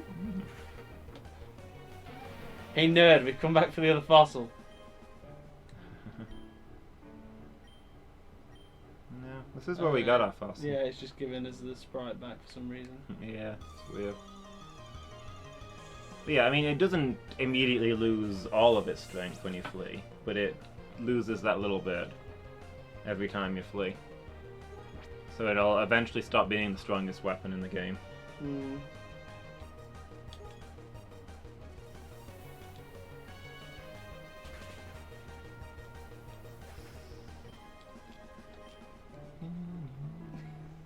This is the music of the chicken knife.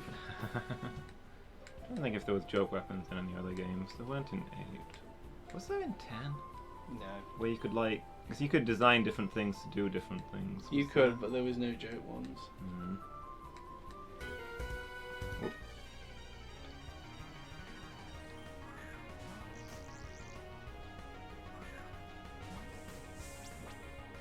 This is a very mixed matchup. Grass ground. We should be neutral on the grass. Well, what do we do that's good against the ground? I suppose this is probably a swap. Yeah, I mean, I don't know, does ground resist bug? I don't...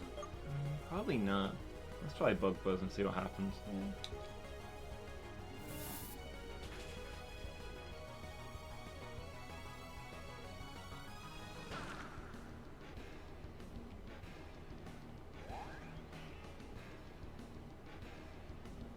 Interesting.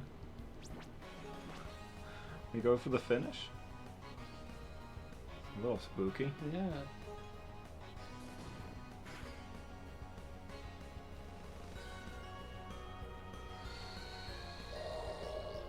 That hurt.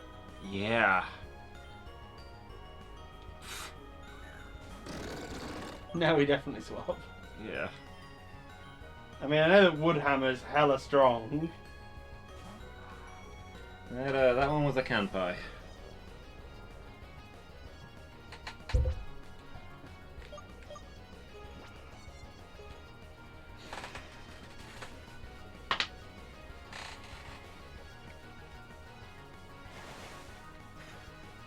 Everything has Hydro Pump and it always friggin' hits. Yeah. No, we didn't Mega Evolve. Did you evolve into Champion?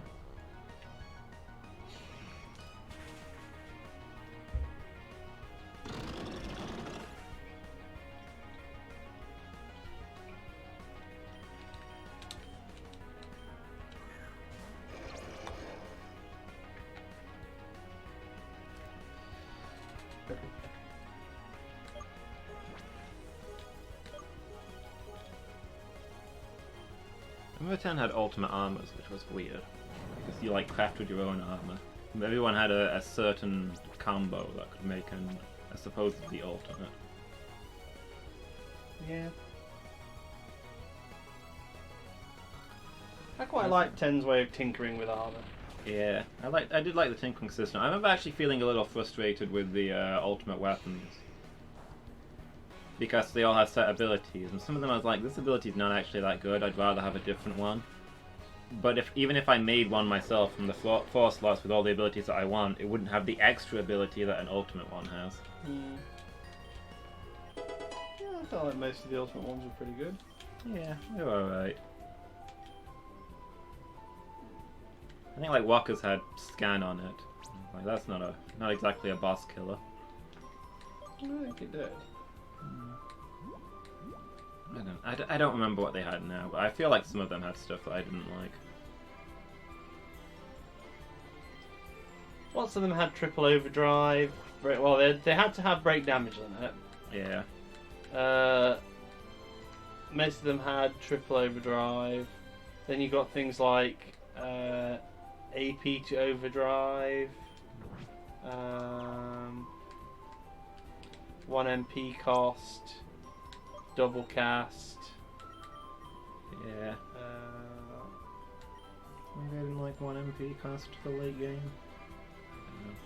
I thought it was quite handy. Yeah. Breakdown cover, wheel insurance.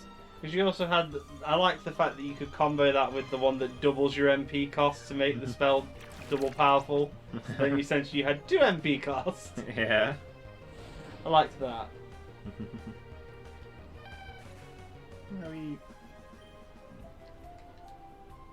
But I just like the fact that early on in the game you could be like, oh, what items have I got? Oh, wow, I can add this ability to my previously okay weapon to make it amazing. Yeah. I think on my last playthrough I discovered that you could farm very easily in the Thunder Plains because from everything you could steal lightning gems and very easily make yourself lightning proof armor. Yeah. And then nothing there can hurt you, so just go ahead and murder them in massive numbers. And also occasionally you'll find cactuars there that drop incredible high level gear. Yeah. Yeah, I like cactuars. Both as an enemy they're quite cool and they usually reward well, but they're just hell of annoying to kill when you first meet them. Yeah. Because like you just can't hit them. And then they got like 1,000 needles and you're like, oh shit. Yeah.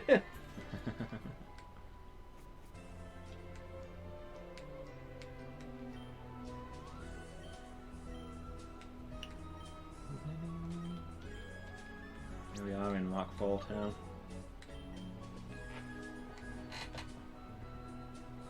Which is, I guess, the completion of the areas where we thought we might not have found stuff. Yeah. So unless we're specifically hunting trainers, I guess we can progress with the plot now. Yeah. Anya is almost caught up at least. Mm. So, one more useful Pokemon. Yeah, she's only 10 levels behind. Yeah. I mean, considering she started at like what, level 1? Yeah, this is only half of the map as well, Buzz. There's 2 maps. There's a West Tandor and an East Tandor. The East one is a lot smaller, but it's there. Yeah, it sounds like you played an early build of the game. Probably on a computer that also couldn't handle it, because I imagine the early build was not well optimized. Yeah, I think this game holds up really well. I'd say give it another go, Buzz. It is good.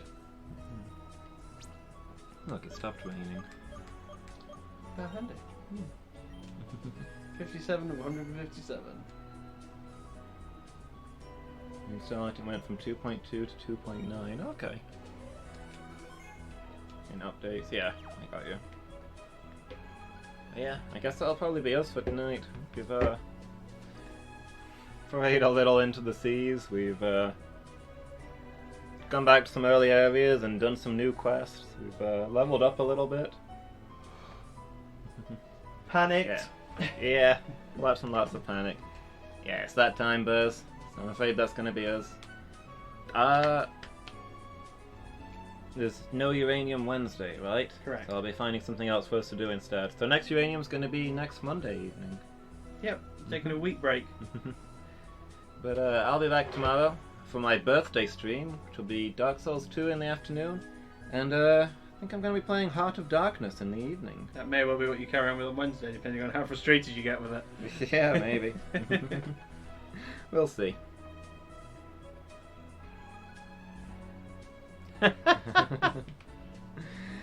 Thanks, Buzz. Really appreciate that.